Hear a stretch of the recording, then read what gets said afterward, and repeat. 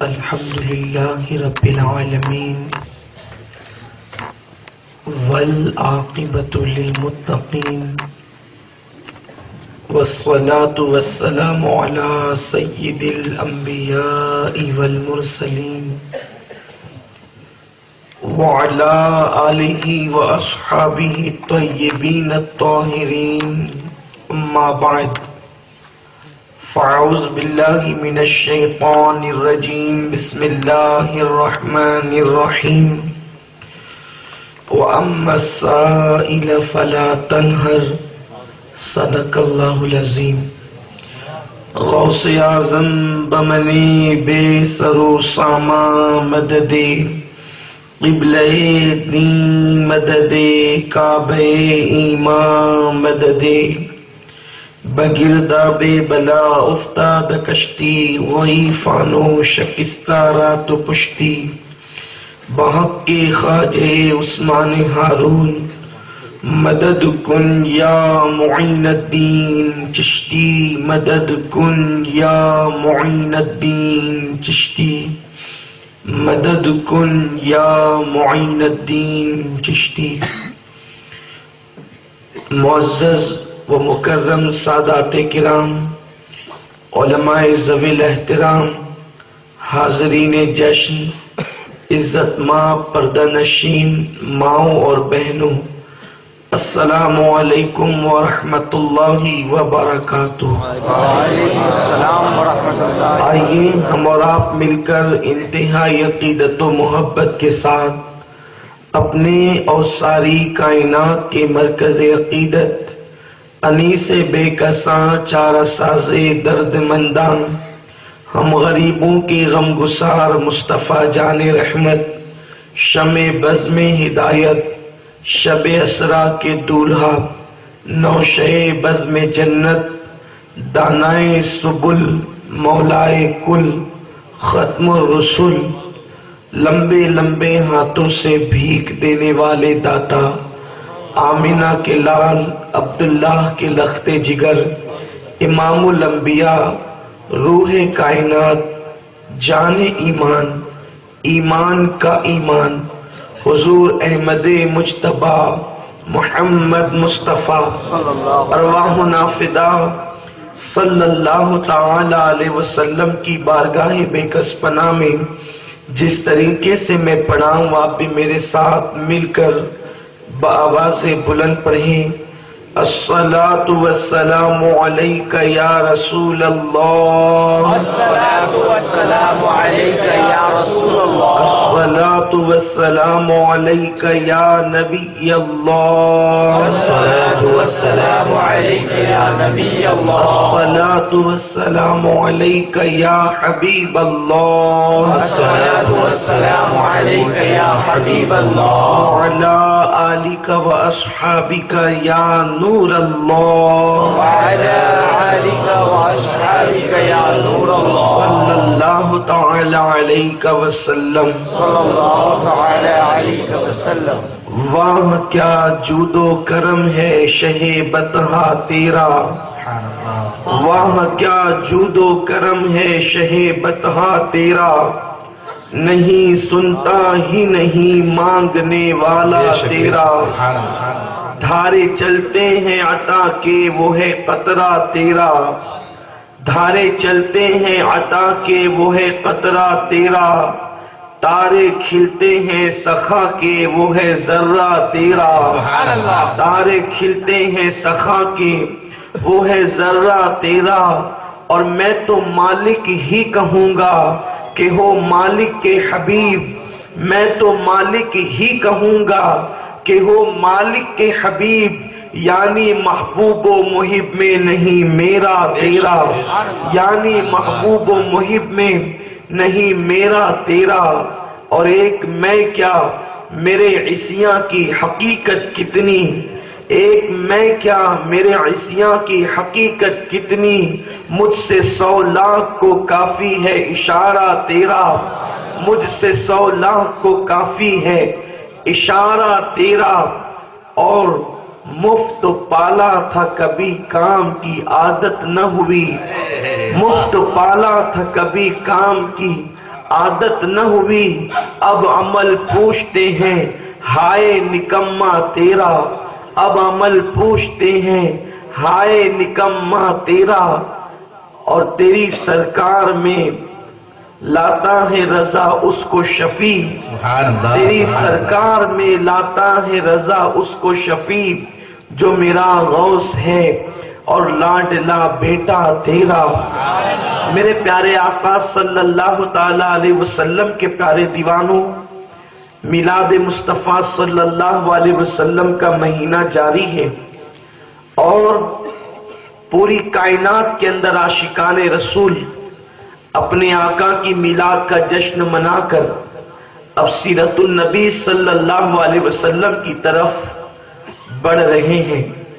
سرکار ابد قرار صلی اللہ علیہ وسلم کی میلاد کے ڈنکے بجا کر سرکار ابد قرار صلی اللہ علیہ وسلم کی سیرت طیبہ، آپ کے شب و روز، آپ کی صبح و شام، آپ کی راتیں، آپ کی باتیں، آپ کا دن، آپ کے ابرو، آپ کی آنکھیں، آپ کے لبہائے اقدس، آپ کی زبان مبارک، آپ کے گوشہائے مبارک، آپ کی مانگے مبارک، آپ کے بال مبارک، آپ کے زلف معمبر، آپ کے انداز تکلم، آپ کا انداز بیان، آپ کا انداز استراحت، آپ کا چلنا، آپ کا بولنا، آپ کا بیٹھنا، آپ کا دلوں کا موہ لینا، سرکار ابد قرار کی ایک ایک چیز پر بولنے والے بول رہے ہیں، سننے والے سن رہے ہیں، ایمان کی کھیتی ہری ہو رہی ہے، دلوں کی کلیاں مسکرا رہی ہے، دل منور ہو رہے ہیں، آنکھیں روشن ہو رہی ہے، اس لیے کہ اس کائنات ہستی میں کوئی ایسا آیا ہی نہیں جس کی ایک ایک ادا پر گفتگو کی جا سکتی ہے۔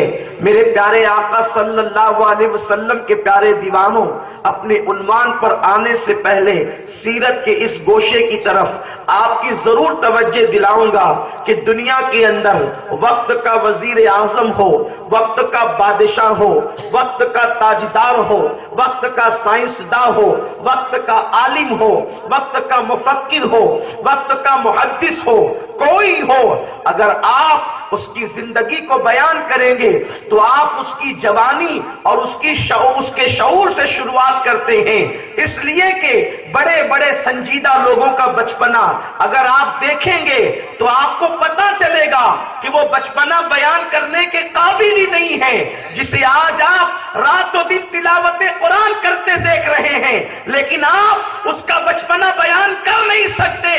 آج کا تالی قرآن بچپنے کے اندر کسی کو پتھر مار رہا تھا، کسی کی سائیکل گرا رہا تھا، کسی سے لڑائی کر رہا تھا، کسی کو گالی دے رہا تھا، گویا کہ آنے والے جتنے بھی بڑے بڑے بااخلاق ہیں ان کے بچپن پر نہ آپ اعتبار کر سکتے ہیں، نہ آپ اس کو بیان کر سکتے ہیں۔ ہم نے دیکھا درجنوں کتاب کا ایک مجدد کہلانے والا، جب ہم اس کے بچپنے کو دیکھتے ہیں تو حال یہ لکھا ہوا نظر آتا ہے، آپ اٹھا کر اشرف السوانے دیکھ لیں کہ اللہ اکبر، بڑے بھائی کی گردن پر بچپنے میں وہ بندہ پیشاب کرتا نظر آتا ہے، ماموں کے برتن میں کتے کا پلا ڈال کر کے ہنستا نظر آتا ہے۔ غرض کہ آپ دیکھیں میرے آقا علیہ السلام کے دیوانوں، اسی طریقے سے آپ کسی کو بھی دیکھ لیں، بہت کم ایسے لوگ ہیں جن کا بچپنا بیان کر سکتے ہیں، بلکہ اکثر کا تو کر ہی نہیں سکتے، اس لیے کہ آپ کیا بیان کریں گے کہ جب جھولا جھولتے تھے تو کیا جھولے میں پیشاب کرتے تھے؟ آپ یہ بیان کریں گے؟ بچپن بیان نہیں ہوتے، لیکن اللہ کی عزت کی قسم یہ میرا نبی ہے، یہ آپ کا نبی ہے، یہ سید الانبیاء ہے۔ ہم بچپن سے آغاز نہیں کرتے، ماں کے شکم میں مصطفیٰ سے جب بھی آغاز کرتے ہیں نبی پاک کہتے ہیں میں ابھی اپنی ماں کے پیٹ میں 4 مہینے کے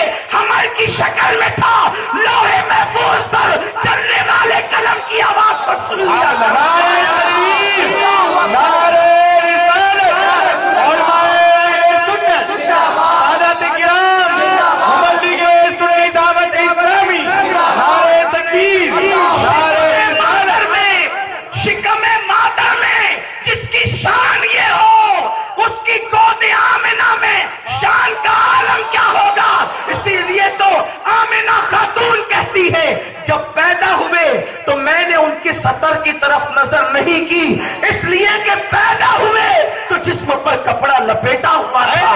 میرے پیارے آقا علیہ السلام کے دیوانوں، لوگ کہتے ہیں یہ سنی گلو سے کام لیتے ہیں، یہ سنی گلو کرتے ہیں، ہم کہتے ہیں گلو نہیں کرتے، اس لیے کہ 1400 سال، 1450 سالہ اگر احادیث کا ذخیرہ اٹھا کر دیکھو، تفاسیر کا ذخیرہ اٹھا کر دیکھو تو آپ کو بات سمجھ میں آئے گی۔ اللہ اکبر، جناب موسیٰ علیہ السلام کی قوم کو اللہ نے ایک میدان میں قید کر دیا۔ آپ اٹھا کر قرآن دیکھیں، سورہ بنی اسرائیل پڑھیں، سورہ طٰہٰ پڑھیں، یہ تفاسیر جہاں پر بنی اسرائیل کا ذکر ہے، جب اللہ نے ان کو قید کر دیا تو پتا ہے جب وہ میدان میں بنی اسرائیل قید تھے تو ان کے بچے جو پیدا ہوتے تھے وہ کپڑے پہن کر پیدا ہوتے تھے، اور جیسے جیسے بڑھتے جاتے تھے ان کے جسم پر کپڑا بھی بڑھتا جاتا تھا۔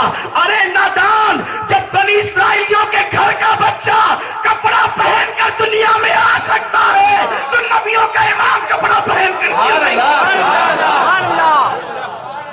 حضور کا بچپن بھی بچپن ہے، میرا عنوان حضور کا بچپن نہیں، لیکن اتنا ضرور کہنا چاہتا ہوں، حضور کا ایک ایک لمحہ بیان کر سکتے ہیں۔ حلیمہ سعدیہ کہتی ہے میں نے محمد عربی کی زندگی کے بچپن کے لمحات دیکھے لیکن کبھی ان کا سطر کھلا ہوا نہیں تھا۔ اللہ اکبر، جس وقت سطر کھلنے کے آثار ظاہر ہوتے فوری طور پر کوئی غیبی طاقت ان کے سطر کو ڈھک دیا کرتی تھی، نہ کبھی بستر میں پیشاب کیا، نہ کبھی بستر میں پاخانہ کیا۔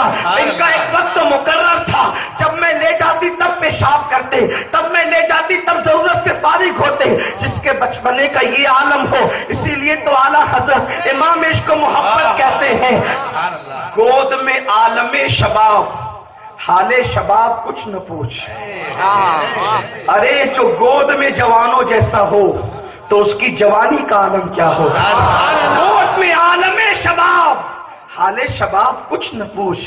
امام الانبیاء کی شان یہ ہے جو گوشہ لے لیں ہر گوشہ بے مثال ہے، ہر گوشہ بے مثل ہے۔ لیکن میں حضور کے بچپن کی طرف میلاد النبی کی شب میں کم و بیش 2 گھنٹہ سرکار کے بچپن پر میں گفتگو کر چکا ہوں، اس لیے میں نہیں چاہتا کہ میں اس پر پھر، بلکہ میری چاہت کی حیثیت کیا ہے، میں نے جو عنوان کا انتخاب کیا ہے اس پہ گفتگو کرنا چاہتا ہوں۔ جن حضرات کو سننا ہے وہ تو سن چکے ہوں گے، یا نہیں سنے تو وہ سن سکتے ہیں۔ حضور کا بچپن بڑا معصوم بچپن ہے، اس کی طرف آج گفتگو نہیں ہوگی۔ قرآن کی جس آیے کریمہ کی میں نے تلاوت کی ہے اس میں میرے اللہ نے میرے نبی کی عظمت کو، ان کی ایک صفت کو بیان فرمایا ہے۔ سبحان اللہ۔ حضور کی ہر صفت بے مثال ہے، ہر صفت بے مثال، وہ ہیں ہی بے مثال، اس لیے کہ نہ بنانے والے خدا کی مثال ہے، نہ بننے والے مصطفیٰ جان رحمت کی مثال ہے۔ اسی لیے میرے امام کہتے لم یاتی نظیرک فی نظر مثلے تو نہ شد پیدا جانا، جگ راج کو تاج تورے سر سوہے ہے تجھ کو شہے دو سرا جانا۔ ان کی مثل اللہ نے پیدا ہی نہیں کی، مثل کی بات تو اپنی جگہ ہے۔ بات نکل آتی ہے تو عرض کروں کہ اللہ نے اپنے محبوب کو ماں کے پیٹ میں اس لیے باپ کے حوالے سے یتیم کیا، اس لیے کہ والد ہوں گے تو پھر کسی دوسرے بچے کی آمد ہوگی، تو اللہ کو یہ بھی گوارا نہ تھا کہ جس پیٹ میں میرا محبوب رہ چکا ہو اس سے پہلے یا اس کے بعد اس پیٹ میں پھر کوئی رہے۔ اسی لیے میرے اللہ نے اپنے حبیب کو، لوگ کہتے ہیں حضور یتیم تھے، ہم کہتے ہیں نادان ان کی یتیمی دیکھتا ہے، اس کے پیچھے حکمت نہیں دیکھتا۔ حضور علیہ السلام کے یتیم ہونے میں بھی حکمت کیا ہے؟ اس رب کو گوارا نہیں، اس لیے کہ کچھ معاملے میں مثلیت ہوتی ہے۔ جیسے مثال کے طور پر اگر 2 بھائی ہو، ایک بھائی بہت بڑا پیر اور شیخ طریقت بن جائے اور دوسرا بھائی ان پڑھ اور جاہل رہے، تب تو وہ اتنی مثلیت تو بتانے کے لیے کافی ہوگی کہ یہ جس باپ کا بیٹا ہے اسی باپ کا بیٹا میں بھی ہوں، ہو گئی مثلیت۔ کہ جس ماں کا بیٹا اسی ماں کا بیٹا میں بھی ہوں۔ کیا آپ نے نہیں سنا جس وقت امام حسین اور حضرت محمد ابن حنفیہ میں اختلاف ہوا تو اس وقت امام حسین کی بارگاہ میں حضرت محمد ابن حنفیہ نے خط لکھا تھا کہ اے امام آپ مجھ سے افضل ہے، میں بات مانتا ہوں، صرف اس بنیاد پر کہ آپ کی ماں فاطمہ ہے اور میری ماں فاطمہ نہیں۔ رہی بات باپ کے حوالے سے تو جس علی کے بیٹے آپ ہیں اس علی کا بیٹا میں بھی ہوں۔ دیکھا بات آ گئی، حالانکہ برابری نہ تھی لیکن ایک معاملے میں مثلیت انہوں نے بیان کر دی تو اللہ کو گوارا نہ تھا کہ کل اٹھ کر کوئی کہے کہ جس عبداللہ کا بیٹا محمد ہے اس کا بیٹا میں بھی ہوں۔ قدرت کا نقیب اعلان کرتا ہے حبیب تجھے یتیم پا کر اپنی آغوش رحمت میں جگہ دیں گے، تیری تربیت خود کریں گے، لیکن تیری مثلیت کا دعویٰ ایک صفت میں بھی کوئی کرے حبیب ہم گوارا نہیں کریں۔ حضور کی ہر صفت میں مثال ہے۔ سبحان اللہ۔ اور حضور کی امی جان کا دودھ دنیا کے کسی بچے نے نہیں پیا، صرف حضور سید عالم صلی اللہ علیہ وسلم کے سوا۔ یہ تاریخ کے سنہری اوراق ہے۔ لوگوں اپنے نبی کی عظمت جانو، وہ خدا ہو کے محبوب کے اتنے ناز اٹھاتا ہے، ہم امتی ہو کر ہمیں کس قدر غلامی کرنی چاہیے۔ اللہ اکبر۔ لیکن ستم ظریفی حالات کے معاملات، اللہ اکبر، لوگوں نے تو عام انسان کی طرح حضور علیہ السلام کو پیش کرنا شروع کر دیا۔ سیرت النبی بھی بیان کرتے ہیں تو اس قدر بخیلی سے کام لیتے ہیں کہ ایسا لگتا ہی نہیں کہ کسی نبی کی سیرت بیان ہو رہی ہے۔ العیاذ باللہ۔ میرے پیارے آقا صلی اللہ علیہ وسلم کے پیارے دیوانوں، تو ان کی ایک ایک ادا بڑی نرالی ہے، بڑی بے مثالی ہے۔ حضرت استاذ زمن کہتے ہیں تیری سیرت تیری صورت زمانے سے نرالی ہے، تیری سیرت تیری صورت زمانے سے نرالی ہے، تیری ہر ہر ادا پیارے دلیل بے مثالی ہے۔ مرادیں مل رہی ہے شاد شاد ان کا سوالی ہے، مرادیں مل رہی ہے شاد شاد ان کا سوالی ہے، لبوں پر التجا ہے ہاتھ میں روزے کی جالی ہے، تیری سیرت تیری صورت زمانے سے نرالی ہے، تیری ہر ہر ادا پیارے دلیل بے مثالی ہے۔ خدا شاہد کہ روزے حشر کا کھٹکا نہیں رہتا مجھے جب یاد آتا ہے کہ میرا کون والی ہے، اور وہ ہے اللہ والا جو تجھے والی کہے اپنا، وہ ہے اللہ والا جو تجھے والی کہے اپنا، کہ تو اللہ والا ہے اور تیرا اللہ والی ہے، کہ تو اللہ والا ہے تیرا اللہ والی ہے۔ ایک ایک ادا بے مثال ہے، ایک ایک ادا بے مثل ہے، لیکن یاد رکھیں انسان کا رنگ خوبصورت ہو، انسان کے پاس علم زیادہ ہو، انسان کے پاس دولت زیادہ ہو، انسان کے پاس تقوی زیادہ ہو، انسان کے پاس پرہیزگاری زیادہ ہو، ساری صفات انسان میں موجود ہے، لیکن اس کے اندر اگر بخیلی ہے، اس کے اندر اگر سخاوت نہیں ہے، اس میں دینے کا انداز نہیں ہے تو کوئی اس کے قریب نہیں آتا۔ اس لیے کہ حسن سے آنکھیں ٹھنڈی ہوتی ہے، پیٹ کا کوئی فائدہ نہیں ہوتا، تقوی سے عقیدتوں میں اضافہ ہوتا ہے، ضرورتیں پوری نہیں ہوا کرتی۔ میرے آقا علیہ السلام کے دیوانوں، اسلام میں سخاوت کی بڑی اہمیت ہے۔ میرے آقا ارشاد فرماتے ہیں السخی حبیب اللہ ولو کانوا فاسقون، کہ گنہگار بندہ بھی اگر ہو اور اگر وہ سخاوت کرتا ہے تو سخاوت کی بنیاد پر گناہوں کے باوجود انسان اللہ کا محبوب بن جاتا ہے۔ میرے آقا علیہ السلام کے دیوانوں، آقا کریم فرماتے ہیں سخی انسان اللہ کی رحمت کے قریب ہے، سخی انسان جنت کے قریب ہے، سخی انسان لوگوں کے قریب ہے۔ آپ دیکھیں گے لوگ سب کی برائی کرتے نظر آئیں گے لیکن جو لوگوں کو دیتا ہو، سخاوت کرنے والے کی برائی لوگ کبھی نہیں کرتے، اس لیے کہ دینے والا دے کر کے بھول جاتا ہے، لینے والا لے کر کے کبھی نہیں بھولتا، لینے والا دینے والے کو یاد رکھا کرتا ہے۔ اللہ اکبر۔ جب بھی دینے والا آئے گا تو لینے والے کی پلکیں جھک جاتی ہے، لینے والا مؤدب ہو جاتا ہے۔ اللہ اکبر۔ اس لیے سخاوت کی بڑی عظیم شان ہے۔ میرے آقا فرماتے ہیں اللہ سخی بندوں کو بغیر حساب و کتاب جنت میں داخل فرمائے گا، سخاوت کرنے والوں کو بے حساب جنت ملے گی۔ سخاوت کرنے والے کا مال کبھی کم نہیں ہوتا، سخاوت کرنے والے کی کی روزی میں کبھی قلت نہیں ہوتی. جب لوگ جو ہے مال کے حوالے سے ہائے ہائے کر رہے ہوتے ہیں تب بھی سخی اطمینان سے رہتا ہے, سخی مطمئن رہتا ہے. دینے والا سخی بستر پہ سو جاتا ہے, لیکن وہ جس کی جھولی بھرتا ہے ان کی راتوں کی دعائیں اس کے ساتھ ہوا کرتی ہے. اسلام میں سخاوت کی بڑی اہمیت ہے اور بخیل لوگوں کی بہت زیادہ مذمت ہے. آقا فرماتے ہیں بخیل اللہ کی رحمت سے دور ہے, بخیل جنت سے دور ہے, بخیل لوگوں سے دور ہے اور جہنم کے قریب ہے. اللہ اکبر. اللہ جن کو دیتا ہے ان کو سخاوت کا اگر اللہ شوق عطا فرمائے. ہر آدمی آپ دیکھیں جب ماہ رمضان شریف آتا ہے تو جو لوگ 500 روپے کی پوتی 10 مرتبہ چکر لگوا کر کے پھڑواتے ہیں, لوگ جلدی سے ان کے دروازے پر نہیں جاتے. مسجد بنانے کی بات آئے تو بخیلوں کے دروازے پر لوگ نہیں جاتے. مسجد کا معاملہ ہو سخیوں کے دروازے پر, مدرسوں کا معاملہ ہو سخی کے دروازے پر. اللہ اکبر. اور پھر عالم کیا ہے, اور فقیروں کا بھی حال یہی ہے. جہاں سے بہت ملتا ہے اور بہت جلدی ملتا ہے لوگ اس دروازے پر صدا لگاتے ہیں,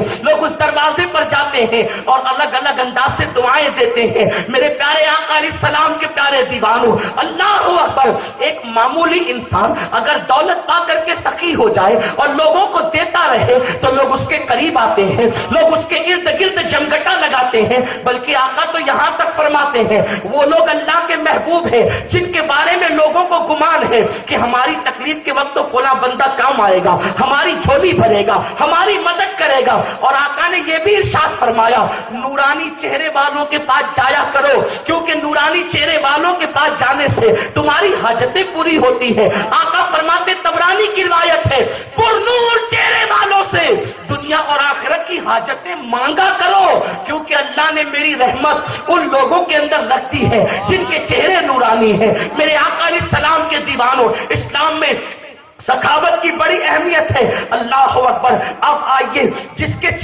کا چہرہ نورانی ہو وہ بڑا سخی ہوتا ہے, سفید چہرے کی بات نہیں کرتا, اس لیے کہ یہ سائیکولوجی ہے, علم نفسیات ہے. چہرے انسان کی حیثیت بتاتے ہیں. اگر چہرہ نورانی ہو انسان سخی ہوا کرتا ہے, اور اگر جو سراپا نور ہو اس کی سخاوت کا عالم کیا ہوگا, اس کے اللہ اکبر انداز سخاوت کیا ہوگا. میرے اللہ نے میرے رسول کو کیسا سخی بنایا. اچھا ایک بات یہ ہے اگر انسان بہت سخی ہو, انسان بڑی سخاوت کرے لیکن اس کے پاس مال محدود ہو تو وہ دیکھ دیکھ کر بھی خرچ کرتا ہے, اور اگر سخاوت کر کے سب لٹا بھی دے تو وہ تکلیف میں آ جاتا ہے. اس کے بیٹے کہتے ہیں کہ آپ نے تو سب دے دیا, ہمارے لیے کیا رکھا. بیٹیاں کہتے ہیں سب لٹا دیا, ہمارے لیے کیا رکھا. لیکن اللہ نے جسے اپنے خزانے کا مالک بنایا ہو, اپنی کنجیاں جس کے ہاتھوں میں دے دی ہو, جانتے ہیں آپ اللہ اکبر. میرے نبی کی مقدس امی جان سیدہ آمنہ خاتون سلام اللہ علیہا فرماتی ہیں کہ جب محمد پیدا ہوئے اور میری نظروں سے اس طرح اوجل ہوئے کہ ایک نورانی بادل آیا اور ان کو اپنے اندر لے لیا, میں گھبرا گئی میرا بچہ. اس لیے کہ حضرت آمنہ کی عمر بھی چھوٹی تھی اور پہلی مرتبہ بچے کی ولادت ہوئی تھی, تو پہلی بار جب بچہ پیدا ہوتا ہے تو ماں کا شوق الگ ہوتا ہے, ماں کا انداز الگ ہوتا ہے, ماں کی ادائیں جدا ہوتی ہے. اللہ اکبر. تجربات بھی نہیں ہوتے اس لیے بڑی عجیب کیفیت ہوتی ہے. آمنہ خاتون کہتی ہے ابھی پیدا ہوئے میں نے سجدہ کرتے دیکھا, رب حبلی امتی کہتے دیکھا, اللہ کی تکبیر بیان کرتے دیکھا, لیکن جب بادل نورانی آ گیا اور میری نظروں سے اوجل ہو گئے میں تلاش کرنے لگی میرا بچہ. اچانک بادل چھٹا تو میں نے کیا دیکھا کہ میرا بیٹا محمد ابھی چند لمحوں کا ہے. نہ اللہ اکبر, ابھی پورا دن نہیں گزرا, چند لمحوں کا ہے. ننے سے ہاتھ میں چابی کا گچھا ہے. آمنہ خاتون کہتی ہے چابیاں ان کے یہاں ہوتی ہے جن کے یہاں تجوریاں ہوتی ہے, تجوریاں ان کے یہاں ہوتی ہے جن کے یہاں مال ہوتے ہیں. میں تو گوشت سکھا کر کھانے والی ایک بیوہ خاتون تھی, سوکھے ٹکڑوں پر گزارا کرنے والی ایک بیوہ خاتون تھی. نہ میرے گھر میں چابیاں تھی, نہ میرے گھر میں تجوریوں کی بہتات تھی, پھر بھی میں نے چابیوں کا گچھا ننے سے محمد کے ہاتھ میں دیکھا. اچھا ایک بات یہ ہے اگر گچھا کسی کے گھر میں ہو بھی تو چند سیکنڈوں کا بچہ, چند منٹوں کا بچہ چابی اٹھانے کے قابل نہیں ہوتا. لیکن قربان جائیں نبی کی امی کہہ رہی ہے میں نے ان کے ہاتھوں میں چابیوں کا گچھا دیکھا. چابیوں کا گچھا دیکھ کر میں نے حیرت کی, غیب سے آواز آئی محمد نے اللہ کے خزانوں کی کنجیاں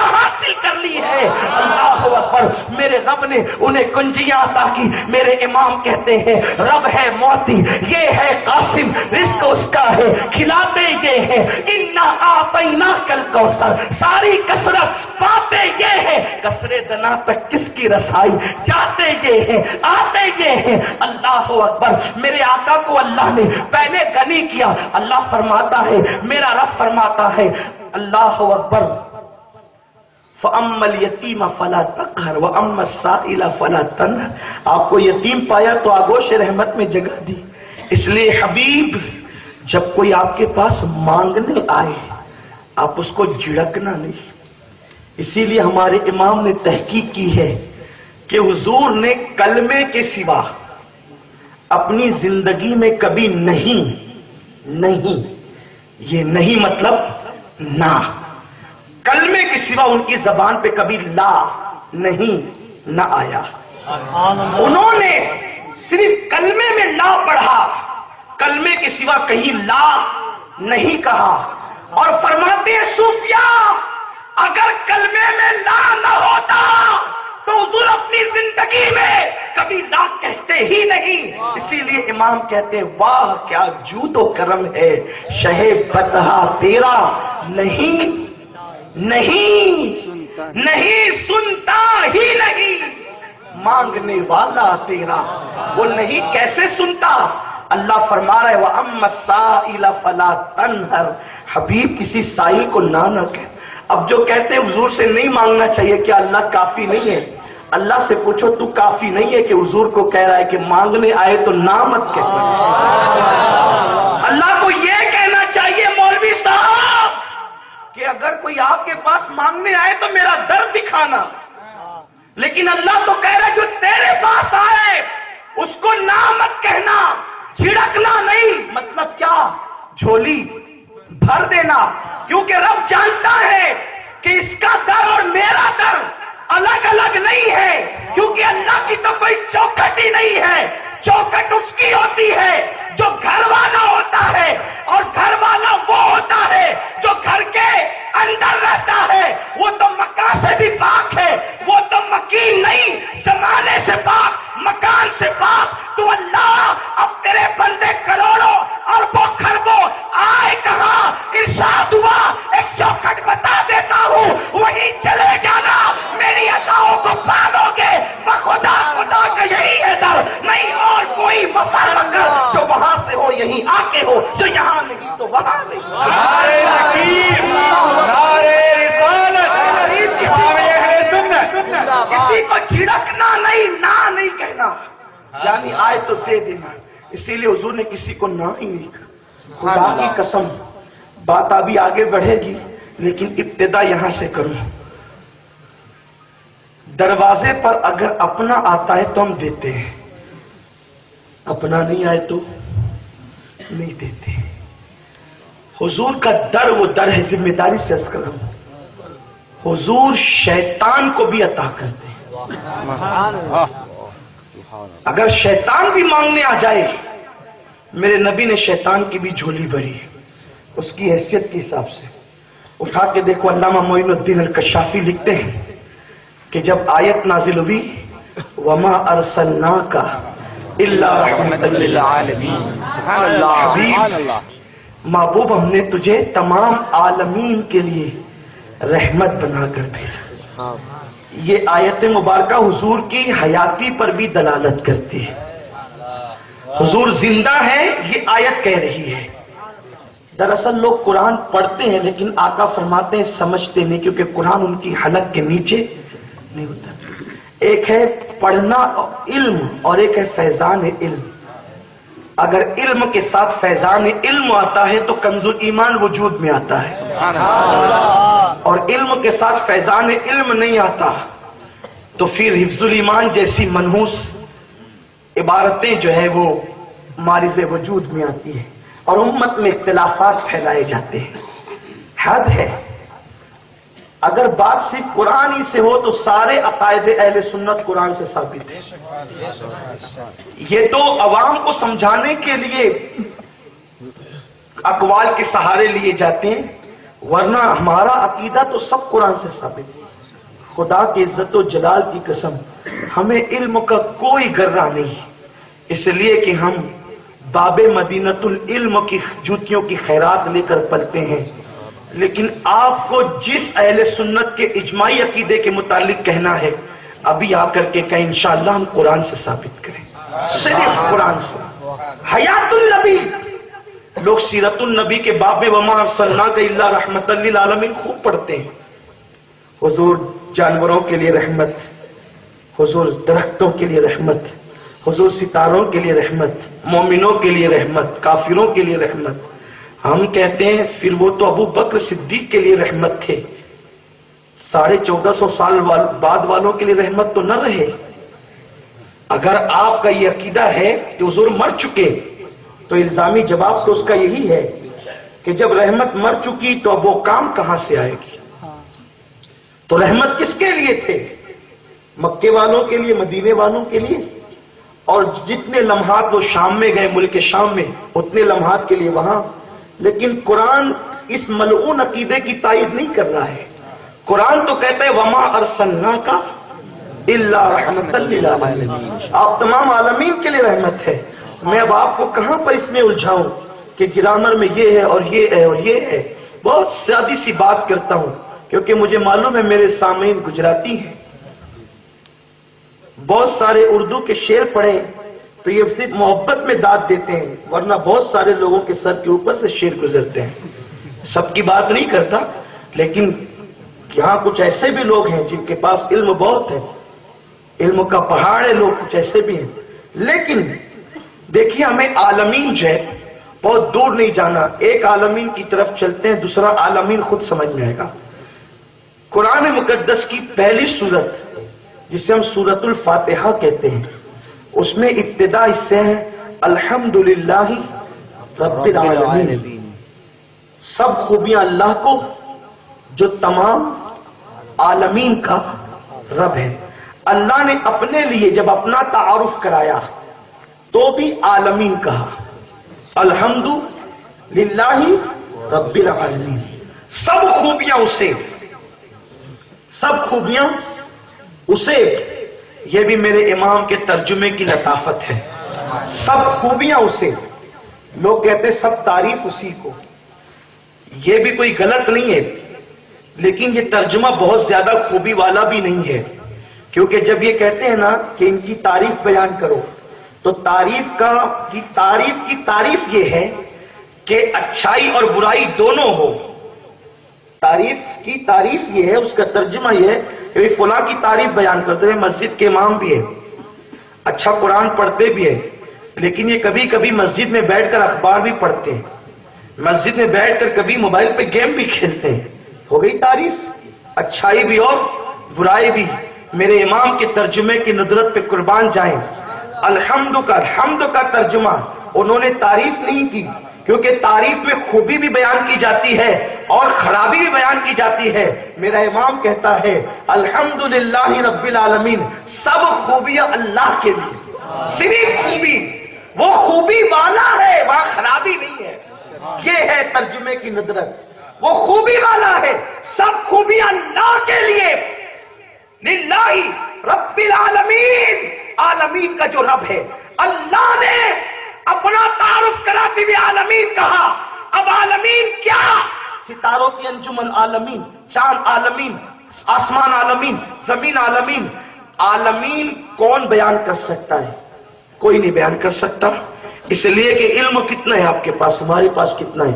بس اتنا ہے کہ اللہ کے سوا جو کچھ ہے وہ سب عالمین، ٹھیک ہے؟ اس لیے اس نے کہا کہ وہ سارے عالمین کا، خدا کے سوا جو ہے وہ سب کا پالنے والا ہے، وہ سب کا پالنے والا ہے، سب کا رب ہے۔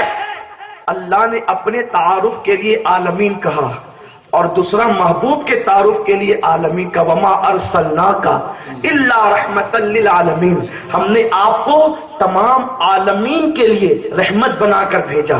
اب غور فرمائیں، اللہ جس کا رب ہے، حضور اس کے لیے رحمت ہے۔ اسی لیے حضور صرف یہی حاضر و ناظر نہیں ہے، بلکہ جہاں آپ کا تصور نہیں جاتا حضور وہاں کے لیے بھی رحمت ہے، اور وہ وہاں بھی حاضر و ناظر ہے۔ اب اگر معاذ اللہ یہ عقیدہ رکھے کہ حضور مر اور استغفراللہ، تم نے رسول دشمنی میں قرآن کو بھی گالی دے دی، اللہ کو بھی گالی دے دی، اور گویا کہ یہ کہہ دیا جب عالمین اللہ نے کہا کہ آپ رحمت ہے عالمین کے لیے، اب وہ معاذ اللہ مر چکے تو رحمت تو مر گئی، ہمارے لیے تو رحمت نہ ہوئے معاذ اللہ، آنے والوں کے لیے رحمت نہ ہوئے معاذ اللہ۔ بتاؤ قرآن جھوٹا ٹھہرا کہ نہیں ٹھہرا؟ یہ کیسی قرآن کی تبلیغ، یہ کیسے دارالعلوم کا انداز کہ آپ نے قرآن ہی کو مشکوک ٹھہرا دیا۔ آپ کی تقریر صرف مسلمان نہیں سنتے، یہود و نصارہ، سکھ عیسائی سب سنا کرتے ہیں۔ کل کے کوئی کھڑے ہو جائے گا کہ رحمت تو مر چکی، ہمارے لیے رحمت کہاں، تو جواب کیا بنے گا مولوی جی؟ لیکن قربان جائے یہ اہل سنت کا عقیدہ اسلام کے حسن کو بے نقاب کرتا ہے۔ وہ عالمین ہے، تمام وہ رحمت ہے عالمین کے لیے۔ جب آدم تھے تب بھی وہ تھے، جب نوح تھے تب بھی وہ تھے، جب شیش تھے تب بھی وہ تھے۔ کہا وہ کیسے تھے؟ آپ نے کیسے پہچانا وہ تھے؟ ہم نے کہا یہ دیکھ لے، آسانی سے سمجھ لے، اتنے کروڑوں ستارے ہیں لیکن ستاروں میں چمکنے کا شعور نہیں۔ دراصل بات یہ ہوتی ہے جب سورج نکل آتا ہے تو کائنات کو چمکاتا ہے، اور جب چھپ جاتا ہے تو تاروں کو چمکاتا ہے تاکہ اس کے ذریعے لوگ فائدہ اٹھا لے۔ پردے میں ہو تو تارے چمکاتا ہے، بے نقاب ہو تو کائنات چمکاتا ہے۔ میرا امام کہتا ہے تو ہے خورشید رسالت پیارے، چھپ گئے تیری ضیا میں تارے، انبیاء اور ہے سب ماہ پارے، تجھ سے ہی نور لیا کرتے ہیں۔ جب پردے میں تھے تو کبھی آدم کو چمکایا، کبھی شیش کو چمکایا، کبھی نوح کو چمکایا، کبھی موسیٰ کو چمکایا، کبھی یوسف کو چمکایا، کبھی عیسیٰ کو چمکایا، کبھی داؤد کو چمکایا، سب کو چمکاتے رہے۔ وہ سارے نبی بھی زندہ ہیں، نظر کیوں نہیں آتے؟ اس لیے کہ تارے ہوتے ہیں، تارے کبھی ڈوبتے نہیں ہیں، تارے چھپتے ہیں ڈوبتے نہیں ہیں۔ جیسے میرا نبی زندہ، ہر نبی زندہ، ہم ہر نبی کو زندہ مانتے ہیں۔ اسی لیے تو معراج میں حضور نے فرمایا میں نے حضرت موسیٰ کو قبر میں نماز پڑھتے سب زندہ دکھتے کیوں نہیں؟ اس لیے کہ جب سورج نکل آ جاتا ہے تو اس کی روشنی اتنی تیز ہوتی ہے کہ ستارے ہو کر بھی نظر نہیں آتے، ہوتے نظر نہیں آتے۔ آمینہ کا لال وہ سورج بن کر کے آیا کہ جناب آدم کی روشنی اس روشنی کے سامنے چھپ گئی ہے، جناب نوح کی روشنی۔ اور میرے امام نے تو فرمایا یہ سب آئے تھے ان کے پردے میں رہنے پر ان کی ڈیوٹی نبھانے آئے تھے، انہی کی نیابت ادا کرنے آئے تھے۔ کہتے قرنوں بدلی رسولوں کی ہوتی رہی، قرنوں بدلی رسولوں کی ہوتی رہی، شان بدلی کا نکلا ہمارا، شان بدلی کا نکلا ہمارا نبی۔ تو اللہ اکبر، حضور رحمت ہے اور وہ زندہ ہیں، اور جب تک کائنات رہے گی ان کی زندگی کا ثبوت رہے گا۔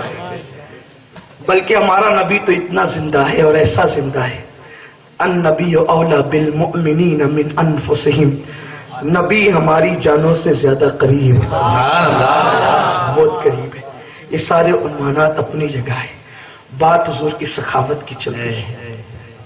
سرکار عالمین کے لیے رحمت، آیت نازل وما ارسلناک الا رحمت للہ، آپ سب کے لیے رحمت ہے۔ شیطان آیا، حضور آج آپ پر ایک آیت نازل ہوئی، میں کہتا ہوں سب سے بدترین مخلوق میں عام طور پہ لوگ شیطان کو گنتے ہیں، لیکن شیطان بھی کبھی کبھی حیرت کرتا ہوگا کہ جو باتیں کبھی نبیوں کے بارے میں نے نہیں کہی ہے وہ باتیں کلمہ پڑھ کے مولوی کیوں کہتا ہے۔ ہنسنے کی بات نہیں، بہت حیرت کی بات ہے۔ لوگ کہتے ہیں یار اس کے مسلک کی بات نہ کرو، میں کہتا ہوں نادان، حضور نے یہ مسلک کی نشاندہی فرمائی۔ آقا فرماتے ہیں میری امت میں 73 فرقے ہوں گے، جنت میں صرف ایک جائے گا۔ حضور تو ایک کو جنتی بنائے اور لیڈر لوگ ساری قوم کو جنت میں لے جانا چاہتے ہیں۔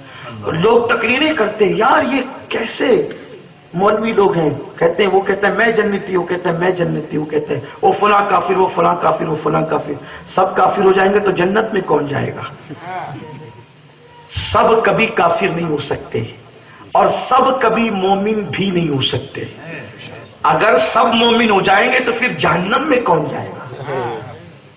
تو حضور علیہ السلام نے فرمایا کہ 72 جہنم میں جائیں گے، ایک جنت میں جائے گا۔ حضور کہتے ایک جائے گا اور آپ سب کی فکر کر رہے ہیں، اگر آپ حضور کے خلاف سب کی فکر کر رہے ہیں تو پھر آپ بھی انہی میں سے ہیں۔ آپ کو یہ عقیدہ رکھنا ہوگا کہ حضور نے کہا ایک جائے گا تو ایک ہی جائے گا۔ اب وہ ایک کون جنت میں جائے گا؟ وہ ایک کون جنت میں جائے گا؟ جو رسول کا وفادار ہوگا۔ یار دین کا کام تو سب کر رہے ہیں، تبلیغ تو سب کر رہے ہیں، کلمہ تو سب پڑھا رہے ہیں، وفادار کون ہے؟ میں کہتا ہوں نادان ماں باپ کے گھر میں رہتے سب ہیں، لیکن 5 بیٹوں میں بہت آسانی سے فیصلہ ہوتا ہے کہ ہے کون ماں باپ کا۔ اولاد تو سبھی 5 کے 5 ہے، ایک چھت کے نیچے رہتے ہیں، لیکن وہ 5 میں لوگ بھی، محلے والے بھی سب سمجھتے ہیں کس پر؟ جو ماں باپ کا احترام دل سے کرتا ہے وہ ماں باپ کا وفادار گردانا جاتا ہے، اور جو بے ادبی کرتا ہے، چاہے وہ حاجی ہو، چاہے وہ نمازی ہو، چاہے وہ غازی ہو، کوئی ہو، اس کو وفاداروں کی صف میں گنا نہیں جاتا۔ وفادار کا مطلب تعظیم کرنے والا۔ اب دیکھ لینا 73 میں تعظیم کون کرتا ہے؟ مجھے اس کی طرف نہیں جانا، مجھے بہت تیزی سے سفر کرنا ہے۔ اس کا احساس بھی ہے کہ ٹھنڈی بہت ہے، آپ دور دور سے آئے ہیں، لیکن یہ بات بھی آپ کو بتا دینا چاہتا ہوں، سب کو صحیح سمجھنے والوں، سب کو صحیح سمجھو گے تو تم غلطی میں آ جاؤ گے، کیونکہ حضور نے سب کو صحیح نہیں کہا۔ تعظیم کرنے والے وفادار ہوتے ہیں، جو تعظیم نہ کرے وہ وفادار ہو نہیں سکتا۔ اب بتائیں تعظیم آپ کو ملے گی کہاں؟ 73 فرقوں میں جو مشہور فرقے آپ اٹھا کر کے دیکھ لیں، کوئی اللہ کی توہین کرتے ہوئے کہتا ہے کہ اللہ جھوٹ بول سکتا ہے۔ کتاب کا نام اٹھا کر کے آپ دیکھ لیں، براہین قاطعہ میں اشارہ ہے، اس کی تفصیل فتاوی رشیدیہ میں۔ حضور سے بڑا عالم شیطان اور ملک الموت ہے، حضور سے بڑا عالم شیطان، یہ لکھا، بتاؤ یہ توہین نہیں؟ آپ غور فرمائے، لوگوں ایمان بچاؤ۔ آپ کہتے ہیں یار یہ بھائی میں تم لڑائی لگاتے ہو، میں کہتا ہم نے نہیں لڑائی۔ یہی بات مکے والے بھی حضور کو تانا دیتے تھے کہ سب ایک تھے محمد، تم نے نئے دن کا آغاز کر کے کیا گھر لڑائی لگا دی۔ لیکن صحابہ ان کے فتنے میں، ان کے بہکاوے میں نہیں آتے تھے۔ ارے صحابہ تو ایسے کٹر مسلمان تھے، سگا بھائی بھی نبی کا دشمن ہو گیا تو انہوں نے اس کو بھی دور کر دیا۔ مجھے وہ بات یاد آتی ہے کہ جنگ بدر میں حضرت مصعب ابن عمیر حضور کی طرف سے آئے تھے جنگ کرنے، اور ان کا سگا بھائی کافروں کے ساتھ آیا تھا جنگ کرنے۔ جب ان کے بھائی کو مسلمانوں نے پکڑ لیا، کس کو؟ سگے بھائی کو مسلمانوں نے پکڑ لیا۔ سوچو یار بھائی کی کچھ تو محبت ہوتی ہے۔ حضرت مصعب ابن عمیر نے صحابہ سے کہا اس کو کس کے باندھو، کیونکہ اس کی ماں بہت مالدار ہے، اس کی ماں تمہیں زیادہ پیسے دے کر اس کو چھڑائے گی۔ اور یہ کہہ کر مصعب نے بتا دیا ہمارے رشتے خون کی بنیاد پر، زبان کی بنیاد پر، شہر کی بنیاد پر، علاقے کی بنیاد پر نہیں ہوتے، ہمارے رشتے تو عشق مصطفیٰ کی بنیاد پر۔ سگا بھائی بے وفا ہے، حضور کا گستاخ ہے، ہم نے اس سے رشتہ توڑ دیا۔ وہ بھائیوں سے رشتہ توڑ رہے تھے حضور کی محبت میں، اور یہاں گستاخوں کو دولت دے کر کے سمجھی بنایا جاتا ہے۔ یہ مولویوں کو کیا سمجھتا ہے؟ یہ ہمارے سامنے ہمارے معاملات کیا طے کرے گی؟ مولوی کو جتنا سمجھتا ہے اتنا آپ کو نہیں سمجھتا، اس لیے کہ آپ نے کچھ پڑھا ہے، علماء نے اللہ کا قرآن پڑھا ہے۔ ایمان بچاؤ، بد عقیدوں کے ساتھ رہو گے تو عقیدہ چلا جائے گا، ایمان رخصت ہو جائے گا۔ ہوش کے ناخن لو، جب تم نے حضور سے رشتہ جوڑ لیا ہے تو ان کے دشمن سے آپ کا رشتہ کبھی جڑنا نہیں چاہیے۔ تو عرض کر رہا تھا، شیطان آیا، حضور آپ پر ایک آیت نازل ہوئی، وما ارسلناک الا رحمۃ للعالمین۔ آقا نے کہا آیت تو ہم پہ روز ہی نازل ہوتی ہے، تیرا کہنا کیا ہے؟ اس نے عرض کیا یا رسول اللہ کیا عالمین میں میں نہیں؟ آقا نے کہا بالکل ہے۔ تو کہا کہ جب آپ سب کے لیے رحمت ہو تو میرے لیے بھی رحمت، اس رحمت کا اظہار آج ہو جائے۔ آقا نے کہا مانگ لے، کیا مانگتا ہے؟ یہ دربار محمد ہے، یہاں اپنوں کا کیا کہنا، یہاں سے ہاتھ خالی غیر بھی جایا نہیں۔ ارے او نہ سمجھ قربان ہو جا ان کے روزے پر، یہ لمحے زندگی میں بار بار آیا نہیں کرتے۔ حقیقت میں وہ لطف زندگی پایا نہیں کرتے جو یاد مصطفیٰ سے دل کو بہلایا نہیں کرتے۔ ہمارے آقائے نعمت حضور مفتی اعظم کو یہ نعت بڑی پسند تھی۔ جب یہ نعت کے اشعار زبان پر آتے ہیں تو حضور مفتی اعظم کی یاد آتی ہے۔ آقا نے مانگ کیا مانگتا ہے؟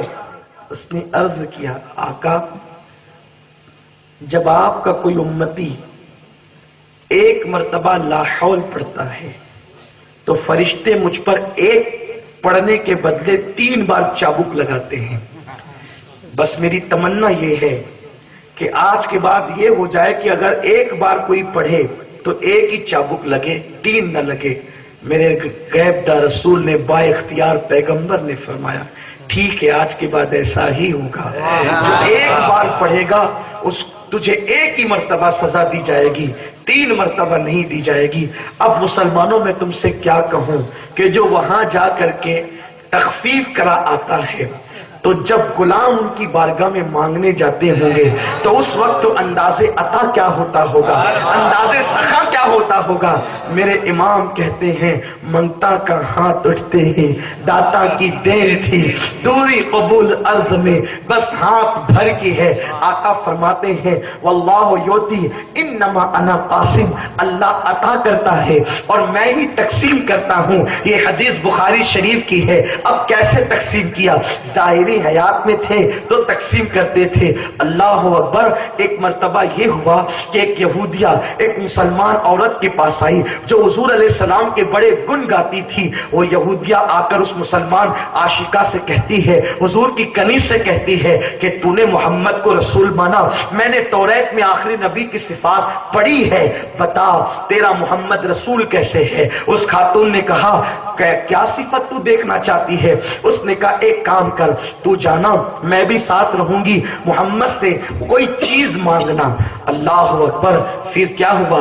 حضور علیہ السلام اتفاق سے اس دن آقا کے گھر میں کوئی چیز نہیں تھی، حتیٰ کہ حضور علیہ السلام کے پاس ایک تہبند شریف تھا، نیچے حضور نے باندھ رکھا تھا اور اوپر کی سرخ رنگ کی سرخ دھاری والی چادر، یمنی چادر بڑی قیمتی کسی نے لا کر ابھی ابھی دی تھی، حضور نے اوڑھا اور اوڑھ کر کے میرے سرکار مسجد نبوی میں آئے۔ اس خاتون نے یہودیہ کو ساتھ لیا، وہ حاضر ہوئی، دیکھا چادر بڑی خوبصورت تھی۔ اس نے عرض کیا یا رسول اللہ یہ چادر بڑی حسین ہے، آپ مجھے عطا کر دیں۔ اللہ اکبر۔ آقا جب لباس پہنتے تھے تو جیسے ہم سلا ہوا لباس پہنتے ہیں، کبھی کبھار سلا ہوا لباس بھی پہنتے تھے اور پھر کبھی کبھار جیسے ہم احرام باندھتے ہیں حضور علیہ السلام اسی طرح سے جو ہے وہ پھر وہ چادر بھی اوڑھتے تھے، بغیر سلا ہوا کپڑا بھی پہنتے تھے۔ ہمارے صوفیاء کرام بالخصوص سلسلہ چشتیہ کے صوفیاء کرام نے اس سنت کو بہت پابندی سے ادا کیا کہ وہ لوگ بغیر سلے ہوئے کپڑے سنت رسول کی اتباع میں پہنا کرتے تھے۔ جیسے دیکھیں ماضی قریب کے بہت بڑے بزرگ حضرت وارث پاک رحمت اللہ تعالی علیہ، آپ بھی جو ہے وہ بغیر سلا ہوا کپڑا پہنتے تھے کیونکہ یہ سنت آپ کی نگاہ میں تھی، تو سلے ہوئے کپڑے پہننا بھی سنت ہے اور احرام کی طرح چادر معمول کے مطابق اوڑھنا یہ بھی میرے آقا علیہ السلام کی سنتوں میں شامل ہے۔ لیکن اس میں بڑی دقت ہوتی ہے کیونکہ یہ انتہائی سادگی اور عاجزی اور تواضع کی علامت ہے میرے آقا علیہ السلام کے دیوانوں۔ اسی لیے ہم احرام باندھ کر کعبۃ اللہ کی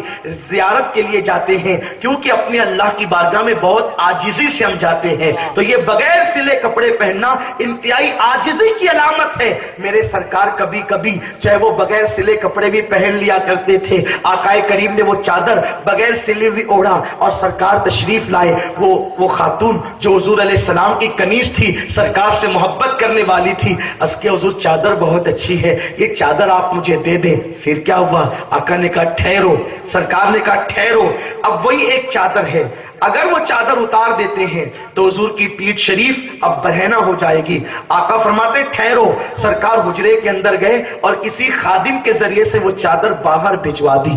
بہت دیر ہو گئی، آقا تشریف نہیں لائے، تو اس وقت کسی نے عرض کی حضور آتے کیوں نہیں؟ تو تب لوگوں کو پتا چلا کہ وہی ایک چادر تھی، اب حضور نے چونکہ اس کو دے دیا ہے تو اوپر اوڑھنے کے لیے آقا کے پاس کوئی چادر نہیں ہے، اس لیے میرے سرکار گھر کے اندر بیٹھے ہوئے ہیں. اللہ نے جو ہے وہ وحی نازل فرمائی, حبیب آپ ایسا بھی نہ کریں کہ آپ اپنی ضرورت کی چیز اٹھا کر کے لوگوں کو دے دیں تاکہ آپ کو گھر میں بیٹھنا ہو. اللہ اکبر. وہ جواد و کریم رب اپنے حبیب کی سخاوت پر کہہ رہا ہے, محبوب سخاوت کی حد ہو گئی ہے, اب آپ ایسا بھی نہ کریں کہ دے کر کے آپ کو گھر میں بیٹھنا پڑے. اس کے بعد چادر پیش کی گئی دوسری, تو آقا کریم پہن کر کے تشریف لائے. وہ یہودیہ قدموں پہ گر کر کے کلمہ پڑھ کے مسلمان ہوتی ہے. اس خاتون نے پوچھا یہ کیا بات ہے, سمجھ میں نہیں آئی. اس یہودیہ نے کہا توریت میں یہ لکھا تھا وہ آخری نبی جو تشریف لائے گا اتنا سخی ہوگا کہ اپنی ضرورت کی چیزیں بھی اٹھا کے لوگوں کو دے دیا کرے. نہیں سنتا ہی نہیں, مانگنے والا تیرا کبھی نہ کہا ہی نہیں, آنے والے کو عطا کیا. اور کیا کیا عطا کیا.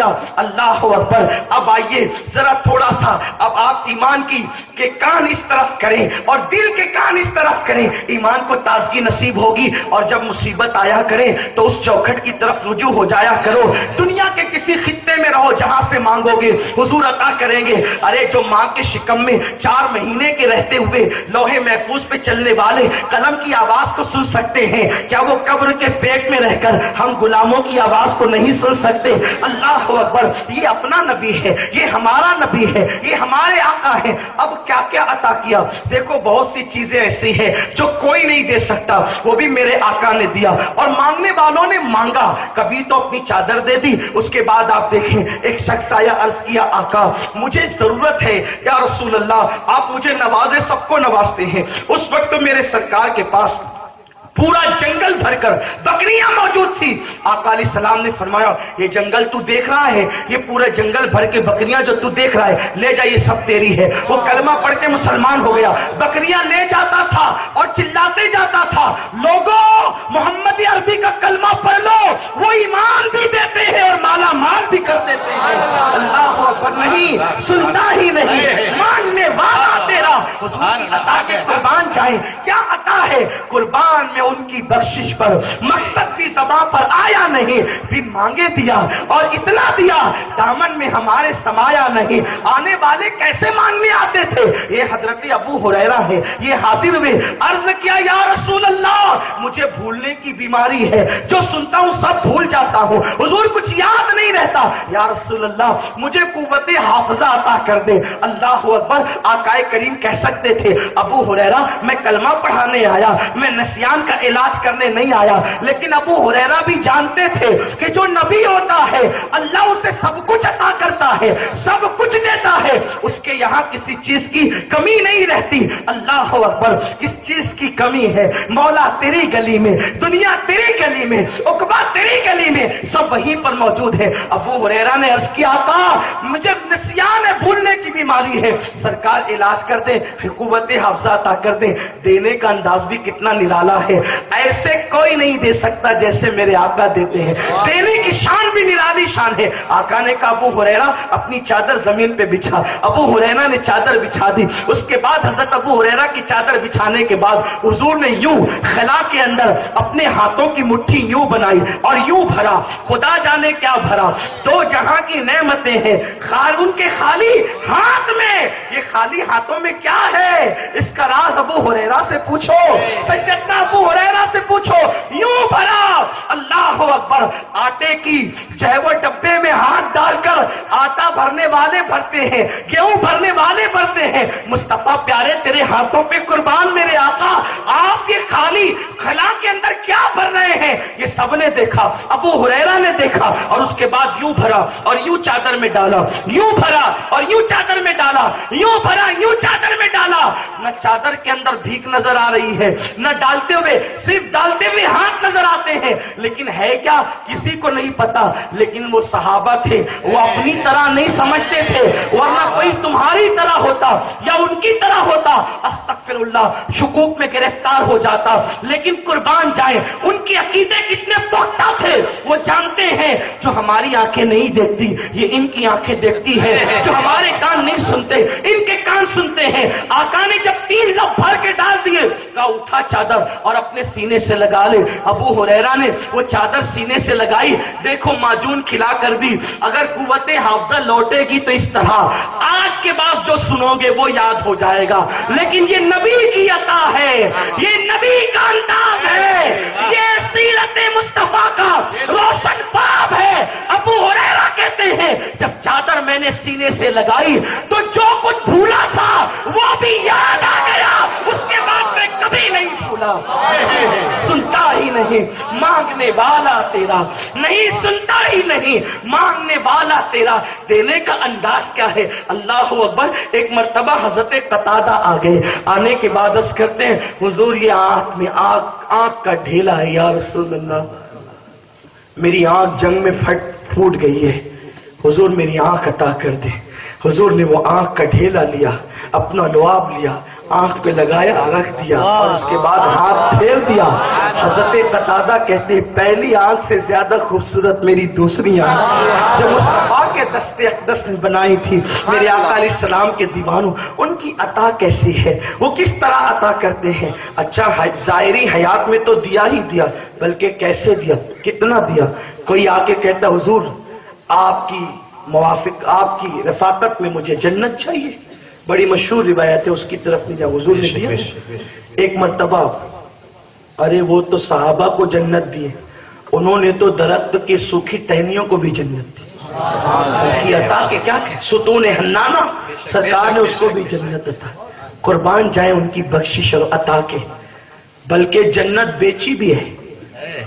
हजरत उकाशा कहते हैं हुजूर अलैहिस्सलाम ने फरमाया आज असर की नमाज जो मस्जिद नबी में आके पढ़ेगा हम उसको जन्नत बेचेंगे।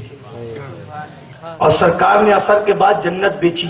फरमाया ओ फला तू जन्नती, ओ फला तू जन्नती, ओ फला तू जन्नती।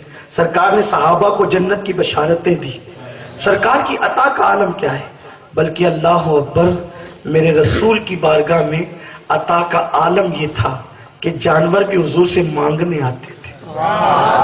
जानवर भी हुजूर से मांग, जानवर तो जानवर है, फरिश्ते भी मांगने आते थे। क्या तुमको नहीं पता सिदरा पर बुलबुले सिदरा ने यही तो मांगा था जब आपकी उम्मत पुलसरात से गुजरेगी।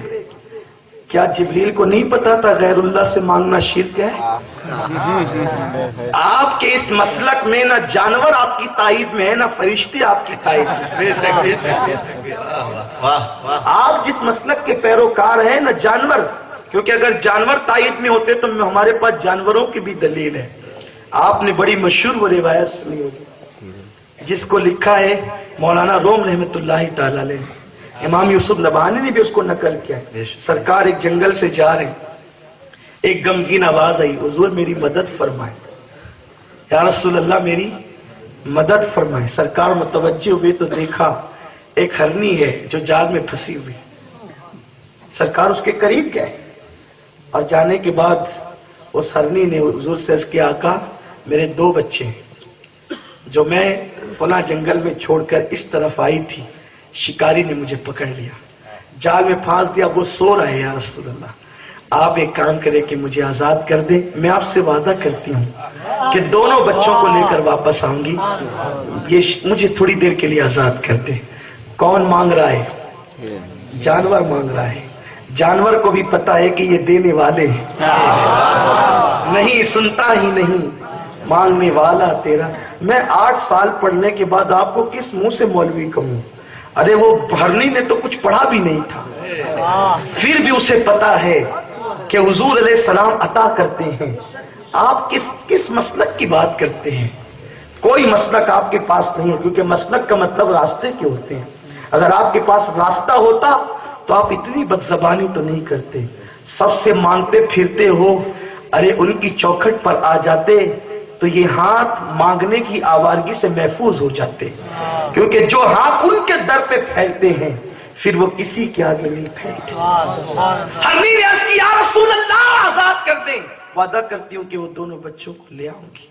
जरा सुन्नी भी गौर से सुन लें और दूसरे भी सुन लें, उनके लिए भी और आपके लिए, हम दोनों के लिए इबरत है। बात तो 2 रुख की होती ही है। सरकार ने उसको खोल दिया, आजाद कर दिया और हुजूर वहां खड़े हो गए। वो चौकड़ी भरते हुए गई ادھر وہ شکاری اٹھ گیا، سرکار کا چہرہ دیکھا اور شکار غائب تھا۔ پوچھا کون ہے آپ؟ سرکار نے میں محمد ابن عبداللہ ہوں، میرا شکار کہاں ہے؟ سرکار نے فرمایا میں نے اسے آزاد کیا ہے۔ تو کہا کہ آپ نے میرا شکار کیسے آزاد کر دیا؟ سرکار فرماتے وہ ابھی آئے گی اور وہ 2 بچے اس کے ان کو لے کر آئے گی۔ اب یہ بات شکاری کے لیے بڑی حیرت انگیز تھی کہ ساری زندگی وہ شکار کے اندر گزار دی اس نے، لیکن کبھی ہرن نے اس سے بات نہیں کی، اس لیے کہ جانور بھی بات کرنے والوں کے ساتھ بات کرتے، ہر ایک ایسا نہیں ہوتا جس کو منہ لگایا جائے، ہر ایک ایسا نہیں ہوتا جس کے منہ لگا جائے یا منہ لگایا جائے، بات ارے جو جس کی بات سمجھتا ہے بات تو اسی سے کی جاتی ہے۔ آپ حج کے لیے ہر سال جاتے ہوں گے، انڈیا پاکستان بنگلہ دیشی نظر آیا تو آپ بات کرتے ہیں، لیکن آپ نے کبھی کسی عربی شیخ سے بات کرنے کی کوشش نہیں کی، کیونکہ آپ اس کی بات نہیں سمجھتے، وہ آپ کی نہیں سمجھتا کہ میرا نبی ہے جو حرم کی بھی بات سمجھتے ہیں اور ان سے بات بھی کرتے ہیں، بات بھی کرتے ہیں۔ بڑی معذرت کے ساتھ جو حضرات دیوبند سے متاثر ہیں میں ان کو یہ بات کہنا چاہتا ہوں، ان پلیدوں نے یہاں تک کتاب میں لکھا کہ حضور نے اردو ہمارے مدرسے میں آ کر آخر یہ بیٹھ کر کے پہلے طے کر لے کہ ان کا عقیدہ کیا ہے۔ نبی کو مردہ بھی کہتے ہیں، پھر مدرسے کی شان بتانی ہوتی تو کہتے ہیں ہمارے یہاں اردو سیکھنے کے لیے بھی ہے۔ ارے جب معاذ اللہ مر چکے تو پھر آپ کے یہاں آئے کب اور کیسے آئے؟ استغفر اللہ، لوگوں ایمان بچاؤ، ہم جو کہتے ہیں اسی لیے کہتے ایمان بچاؤ۔ ارے تم نبی کو اردو سکھانے چلے ظالموں، یہ میرا نبی ہے جو حرم کی گفتگو سمجھتے، ان سے بات کرتے ہیں، وہ سمجھتے ہیں بولیاں سب کی، وہی سنتے ہیں بولیاں سب کی، وہ سمجھتے ہیں بولیاں سب کی، ان کی شان ہے یہ۔ اور سنو، اللہ نے قوم کے اندر جو نبی کو بھیجا تو قوم کی جو زبان تھی وہ زبان سکھا کر کے بھیجا، تو نبی ایک خطے کے لیے آئے تو خطے کی زبان سکھا کے بھیجا، قبیلے کے لیے آئے تو قبیلے کی زبان سکھا کے بھیجا، اور جس کو رحمت عالمین کے لیے بنا کے بھیجا تو عالمین کی زبان سکھا کے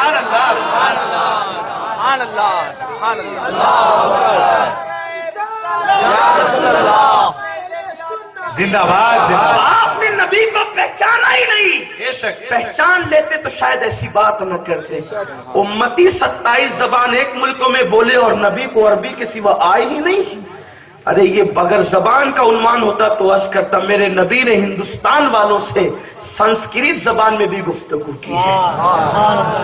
ہمارے بزرگوں کی کتابیں لکھی ہوئی ہے، حضور نے سنسکرت زبان میں بھی گفتگو کی ہے ہندوستان والوں سے، اور صرف وہی گفتگو نہیں کی ہے، جہاں زبان کی بات آئی تو ایک صحابی بیان کرتے ہیں ہم نے دیکھا کہ ایک سانپ آیا، ہم اٹھ کر کے کھڑے ہو گئے، سانپ آیا، لیکن حضور علیہ السلام نہیں کھڑے ہوئے۔ یہی تو بات ہے، آپ کہیں گے یار کیا آپ نے یہ ان کے بارے میں بولنا شروع کیا؟ میں کہتا ہوں دن کا اجالا بیان کرتے کرتے تھوڑی رات کی تاریکی بھی کبھی کبھی بول دیتا ہوں۔ مولوی کہتا ہے نبی ہماری طرح، کہتا ہوں سانپ دیکھے نا تو صاحب پھر آپ کی عقل ٹھکانے آ جائے، پورے مدرسے میں ناچتے پھرو گے، لیکن یہ میرا نبی ہے، سانپ آیا ہے، قربان جائے سانپ آیا ہے۔ صحابہ کھڑے ہو گئے، ڈرے نا صحابہ ڈرے، حضور نہیں ڈرے۔ اچھا سانپ آیا تو آپ کو کبھی پتا چلتا ہے کہ یہ سانپ کون صاحب ہے، کہاں سے ہے؟ کچھ نہیں، حضور بیٹھے رہے، وہ سانپ اپنی فطرت کے مطابق کیوں کھڑا ہوا، حضور نے اس کی طرف اپنے کان کیے، اس نے کان میں کچھ کہا،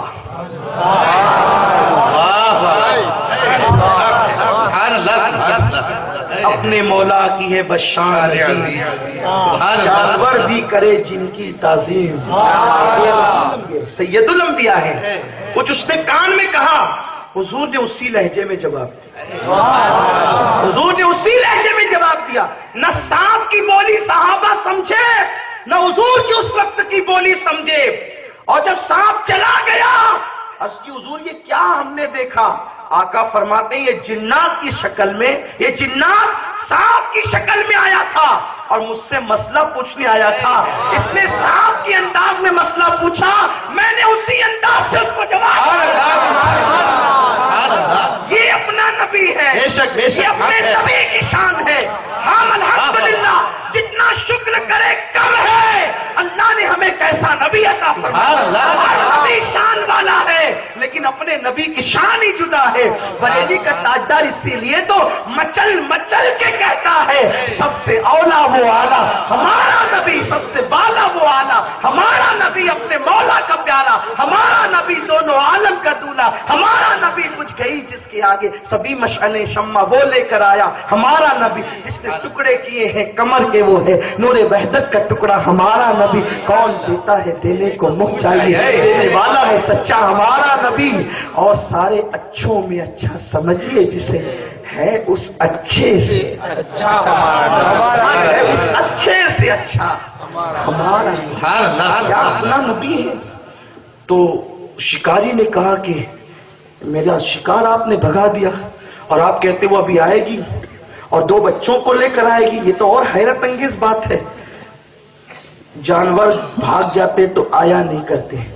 سرکار فرماتے اس نے مجھ سے وعدہ کیا, اس نے مجھ سے وعدہ کیا وہ آئے گی. اللہ اکبر.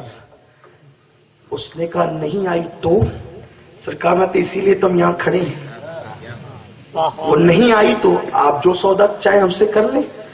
ابھی یہ گفتگو ہو ہی رہی تھی, ایک ہرنی گئی تھی, 2 کو ساتھ لے کر چوکڑی بھرتے ہوئے آئی اور میرے نبی کو پہلے سجدہ کیا, سرکار کا شکریہ ادا کیا. اس کے بعد آقا علیہ السلام نے فرمایا یہ لو, 1 گئی تھی 3 لے لو. اس نے یہ منظر دیکھا آپ کون ہیں؟ کہا میں محمد ابن عبداللہ. کہا یہ آپ کو سجدہ کرتے ہیں؟ حضور نے فرمایا کہ میں اللہ کا نبی ہوں. کہا کہ جب یہ آپ کو سجدہ کرتی ہے اور آپ کو نبی مانتی ہے پھر دیر کس بات کی ہے, مجھے بھی کلمہ پڑھا. اور پھر اس نے کہا یہ شکار کو میں آزاد کرتا ہوں. مجھے حیرت ہے, ہرنی اگر حضور سے وعدہ کرتی ہے تو جال کے باوجود بھی اس وعدے کو اسے پتا ہے کہ جا کے پھنسنا ہے, خطرہ ہے, مصیبت ہے, تکلیف ہے. گردن پہ چھری چلنے والے, کیونکہ جب شکاری کے ہاتھ میں جائیں گے چھری ہی چلے گی, بکنا ہی ہوگا, مصیبت ہی ہوگی, تکلیف ہی ہوگی. اسے ہر تکلیف گوارا تھا, ہر تکلیف اسے گوارا تھی, لیکن حضور کے ساتھ وعدہ کر کے خلاف کرنا اسے. سنیو, اپنے نبی کے نام پہ جان دینے کی بات کرتے ہو, اپنے نبی سے کیا ہوا وعدہ کب نبھاؤ گے؟ آپ نے بھی حضور سے وعدہ کیا محمد الرسول اللہ, محمد اللہ کے رسول ہے. جب آپ نے یہ کلمہ پڑھا تو وعدہ کیا اپنی طبیعت سے نہیں سوؤں گا, رسول مانا نا, آپ کی مرضی سے سوؤں گا, اٹھوں گا آپ کی مرضی سے, کھاؤں گا وہی جو آپ نے حلال کیا, وہ نہیں کھاؤں گا جو آپ نے حرام کیا, بولوں گا ویسے ہی جو آپ نے حلال کیا, وہ الفاظ نہیں بولوں گا جو آپ نے حرام کیا. وہ ہرنی حضور سے کیا ہوا وعدہ نبھا رہی ہے. اے مسلمان, تو جلوس میں چلاتا ہے کہ نبی کے نام پہ جان دے دوں گا, نبی کا کیا ہوا وعدہ تو نبھا. تو نے اپنے چہرے سے داڑیاں مڈا مڈا کر گٹروں میں پھینکی, تو نے سود کے کاروبار کھولے, تو نے شراب کے اڈوں کو آباد کیا, تیرے گھر میں رات کے 3 بجے تک کے فلمیں ٹی وی چلتا رہتا ہے, تیرے ہاتھ میں موبائل اور تو زنا کے مناظر دیکھتا ہے. لیکن سن لو, اگر جانور بھی حضور سے کیا ہوا وعدہ نبھانے کے لیے مصیبت مول لیتا ہے, میرے اللہ کو گوارا نہیں کہ جو میرے حبیب کا وفادار ہو جائے پھر وہ مصیبت میں گرفتار ہو جائے. ہرنی تو مصیبت میں پھنسنے آئی تھی کہ وعدہ جو حضور سے کیا ہے, لیکن حضور کا وعدہ وفا کرنے کی برکت سے اللہ نے اسے پھنسنے نہیں دیا بلکہ اس کے لیے آزادی کے اسباب پیدا کر دی. اور ایک بات آپ کو بتاؤں, مفتی احمد یار خان نعیمی علیہ رحمہ لکھتے ہیں کہ حضرت بایزید بستامی کا دور تھا. کون بایزید؟ یہ غوث پاک سے بھی پہلے کے بزرگوں میں, سید الطائفہ جنید بغدادی سے بھی پہلے کے بزرگوں میں, جن کا ذکر بڑی عقیدت کے ساتھ حضرت داتا علی حجوری رحمت اللہ تعالی علیہ نے کشف المحجوب شریف میں کیا. جنید بغدادی کہتے ہیں سلطان العارفین بایزید, اور وہ مرتبہ ولیوں میں ان کو ہے جو فرشتوں میں جناب جبریل کو ہے. حضرت بایزید بسطامی حضور کے مدینہ منورہ میں حاضری کے لیے حاضر تھے، سرکار کی بارگاہ میں زیارت کے لیے آئے تھے، حاضری کے لیے. اب بایزید بسطامی کیسے جاتے تھے حضور کی بارگاہ میں، یہ بھی ایک الگ سا عنوان ہے. جاتے تھے تو سانس روک کر کھڑے رہتے تھے، جتنی دیر سانس رک سکتی تھی اتنی دیر آقا کے قدموں میں کھڑے رہتے، جیسے سانس نکلنے والی ہوتی ٹوٹنے والی ہوتی نکل جاتے. کہتے تھے کہ حضور کی بارگاہ میں سانس لینے کو میں بے ادبی سمجھتا ہوں. یہ ہے ادب والے، یہ ہے حضور کی عظمت کو پہچاننے والے. بایزید بسطامی آقائے کریم صلی اللہ علیہ وسلم کی بارگاہ میں حاضر تھے تو کیا دیکھا؟ ایک ہرنی ہے جو حضور کی چوکھٹ سے پچھلے پیر پلٹ رہی ہے. ایک ہرنی ہے جو حضور کی چوکھٹ پر پچھلے پیر پلٹ رہی ہے، یعنی پیٹ کر کے نہیں، چہرہ حضور کے روضے کی طرف ہے. اور وہ جیسے ہم پلٹتے پچھلے پیر، مزارات پہ جاتے ہیں تو لوگ اس کا بھی مذاق اڑاتے ہیں. میں کہتا ہوں سنیوں کا کوئی مذاق اڑائے تو سنیوں کو برا نہیں ماننا چاہیے، کیونکہ مذاق دیوانوں ہی کا اڑایا جاتا ہے. اور ہم جو دیوانگی کی بات کرتے ہیں تو مذاق تو اڑایا جائے گا. اور حضور کا فرمان ہے لا یؤمن احدکم حتی اکون یقال انہ مجنون. آقا فرماتے اس وقت تک تم کامل مومن نہیں ہو سکتے جب تک تمہارا عشق رسول دیکھ کر لوگ تمہیں پاگل ہونے کا تانا نہ دے. عشق وہ ہے جو دیوانگی کی طرف لے جاتا ہے. تو بایزید بسطامی فرماتے ہیں کہ وہ پچھلے پیر پلٹ رہی تھی. میں نے پوچھا اے ہرنی تجھے یہ شعور کہاں سے آ گیا کہ تو حضور علیہ السلام کے روزے کو پیٹ نہیں کرتی؟ تو بایزید بسطامی کہتے اس نے مجھے جواب دیا کہ آپ کو وہ حدیث یاد ہے کہ جنگل میں ایک ہرنی جال میں پھنس گئی تھی اور اس نے مدد کے لیے حضور کو پکارا تھا، حضور نے اس کو آزاد کیا تھا، وہ دونوں بچے لے کر آئی تھی اور شکاری نے کلمہ پڑھا تھا. بایزید کہتے ہیں ہاں یہ روایت مجھے پتا ہے. تو وہ کہتی ہے اسی کی نسل سے میں ہوں، اس لیے کہ جب وہ ہرنی مرنے لگی تو اس نے اپنی اولاد کو کہا تھا جب تک حیات رہنا حضور کی بارگاہ میں حاضری دیتے وہ مرے تو انہوں نے کہا ارے ہرنی پر ایک احسان نبی کرتے ہیں تو وہ ہرنی پوری نسل کو وفاداری کی وصیت کرتی ہے، اور تم پر میرے آقا کی عنایت نہ سہی نجدیوں کلمہ پڑھانے کا بھی احسان کیا. ارے جانور پر احسان کیا تو وہ پوری نسل کو وفاداری کی وصیت کر گئی. اور اللہ اکبر، ہم پر کتنے احسان، جو ملا تم سے ملا، تم پہ کروڑوں درود اور تم نبی کے وفادار نہ ہوئے، آقا سے وفاداری نہ کی. اللہ اکبر. تو بات بہت طویل ہوتی جا رہی ہے، اب گفتگو سمیٹتے ہوئے عرض کروں. جانوروں نے مانگا، فرشتوں نے مانگا. جبریل کہتے ہیں حضور جب آپ کی امت جائے پل صراط پر سے گزرے مجھے پر بچھانے کی اجازت، مجھے پر بچھانے کی اجازت. اسی لیے اعلیٰ حضرت نے یہ حدیث پڑھی نا تو کہتے ہیں اہل صراط روح امی کو خبر کریں، جاتی ہے امت نبوی فرش پر کریں.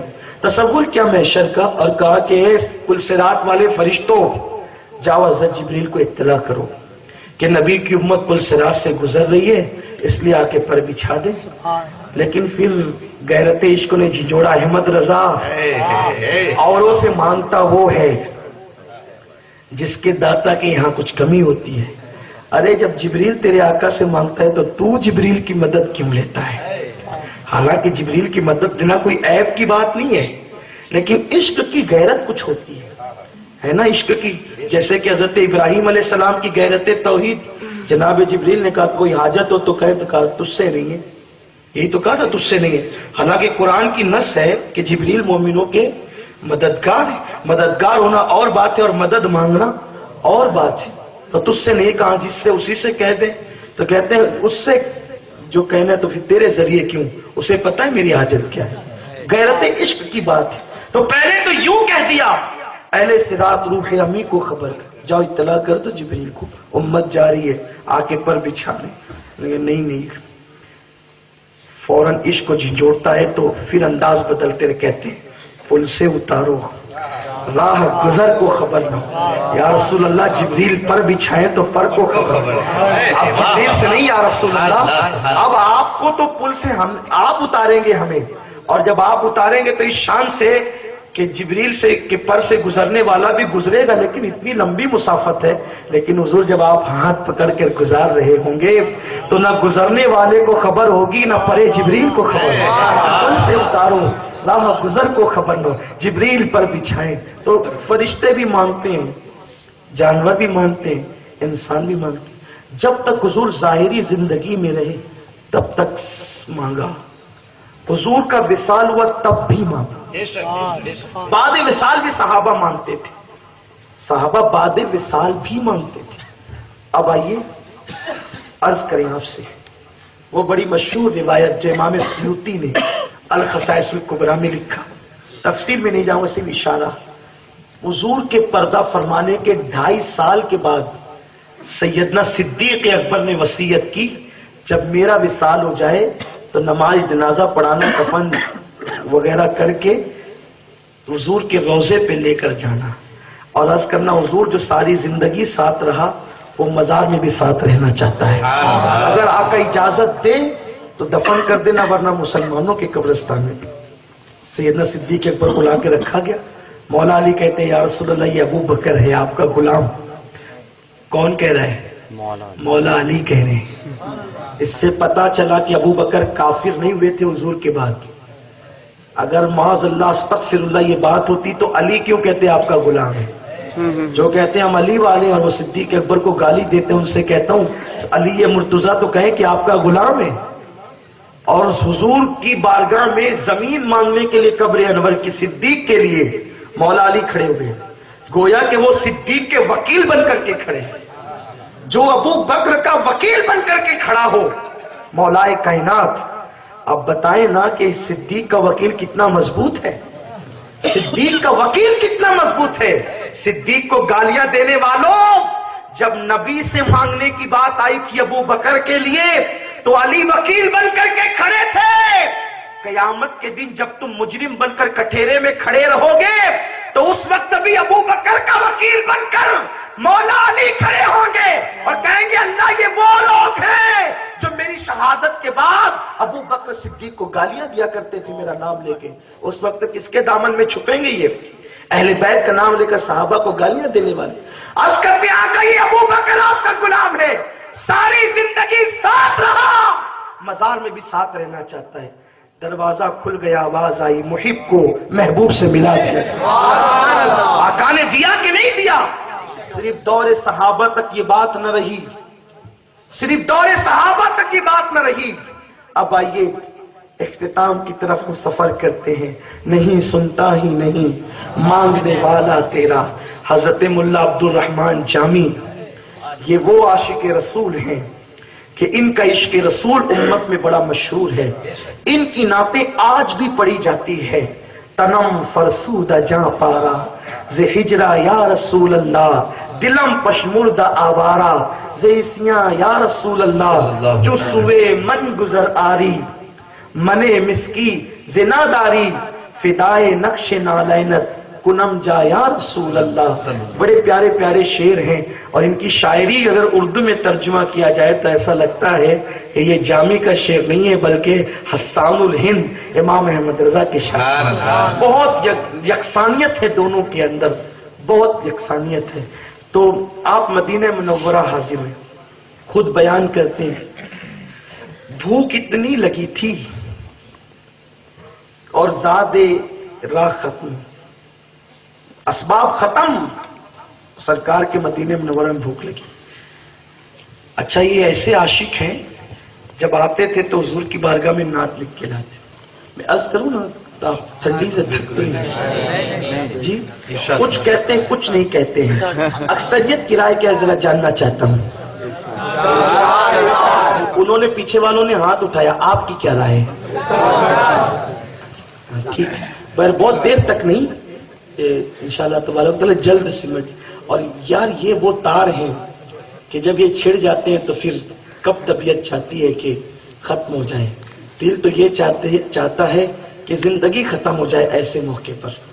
ان کی مدحت ہو رہی ہو، ان کی عظمت بیان کی جا رہی ہو اور زندگی ختم ہو جائے تو خدا کی قسم دنیا بھی میں آنا بھی کامیاب اور یہاں سے جانا بھی آنا بھی بامقصد، جانا ہی بامقصد۔ لیکن بہرحال بہت دیر تک آپ کو امتحان میں نہیں رکھیں گے، لیکن چونکہ بات آئی ہے مولانا جامی کی، مولانا جامی کی عادت تھی جب بھی یہ حضور کی بارگاہ میں آتے تو نئی نعت تیار کر کے لاتے، اور ان کی تمنا ہوتی کہ میں حضور کی بارگاہ میں اس کو پڑھ کے سناؤں گا۔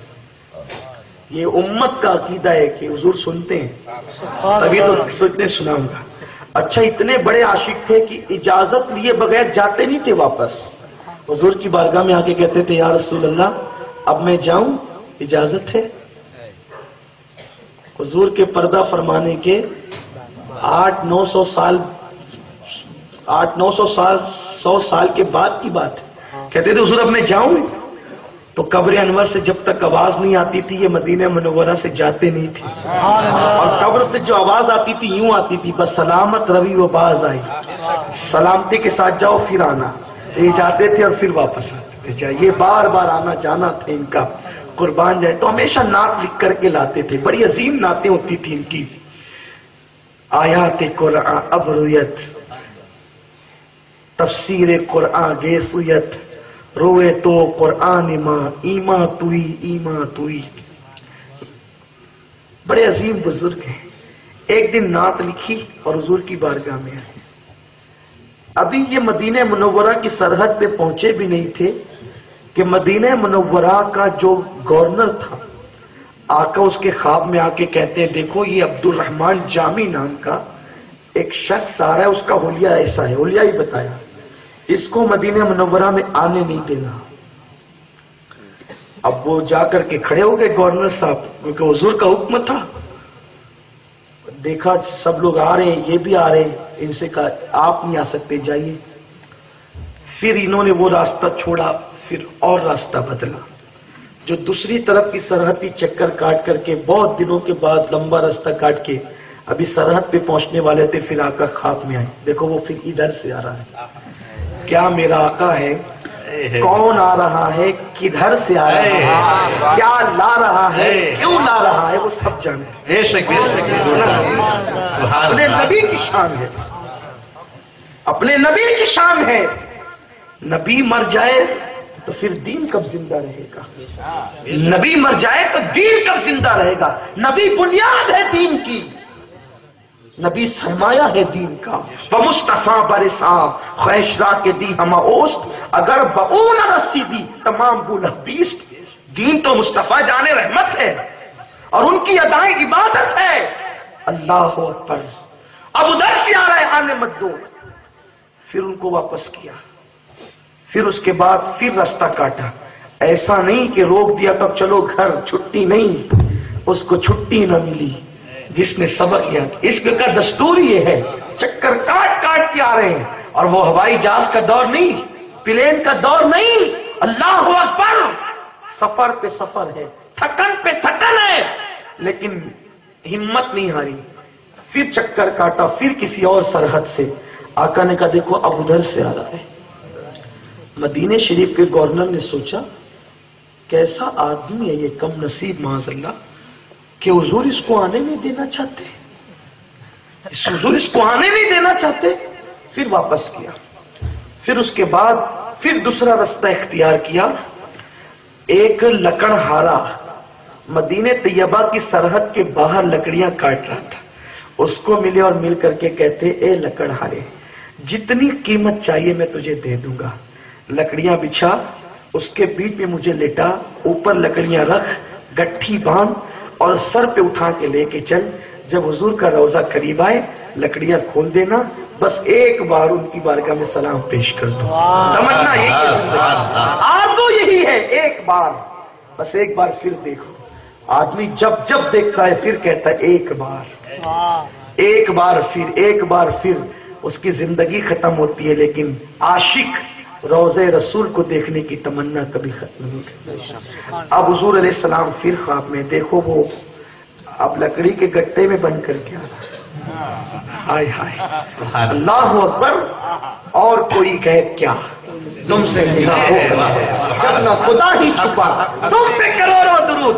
اب وہ لکڑی کے کٹے میں بن کر کے آ رہا ہے. اللہ اکبر. یہاں یہ بات کہنا چاہتا ہوں، میرے بھائی بھی حج کے لیے جاتے ہیں، عمرہ کے لیے جاتے ہیں. اب تو حج اور عمرہ عبادت نہ رہا الا ماشاءاللہ. ٹور ہو گیا، پکنک ہو گیا، فیشن ہو گیا.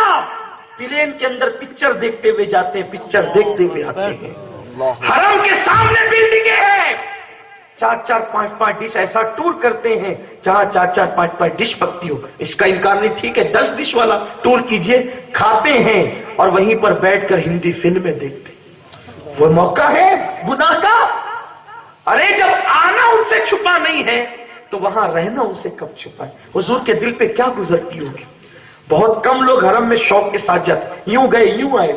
وہاں ہنسی مذاق ہوتی، سگریٹ پی جاتی ہے اور اللہ اکبر پورا دن مارکیٹ میں سرف کرتے ہیں. مارکیٹ جاؤ، کوئی برا نہیں ہے، تحفہ لاؤ، برکتیں اس شہر کے تحفے کی، لیکن اسی میں پورا وقت گزار دیتے ہیں، پورا وقت ضائع کر دیتے ہیں. ہم تو ہر سال جاتے ہیں مدینہ شریف، رمضان شریف میں ہر سال حج کے لیے جاتے ہیں. کرتے کیا ہے جی آپ وہاں جا کر کے؟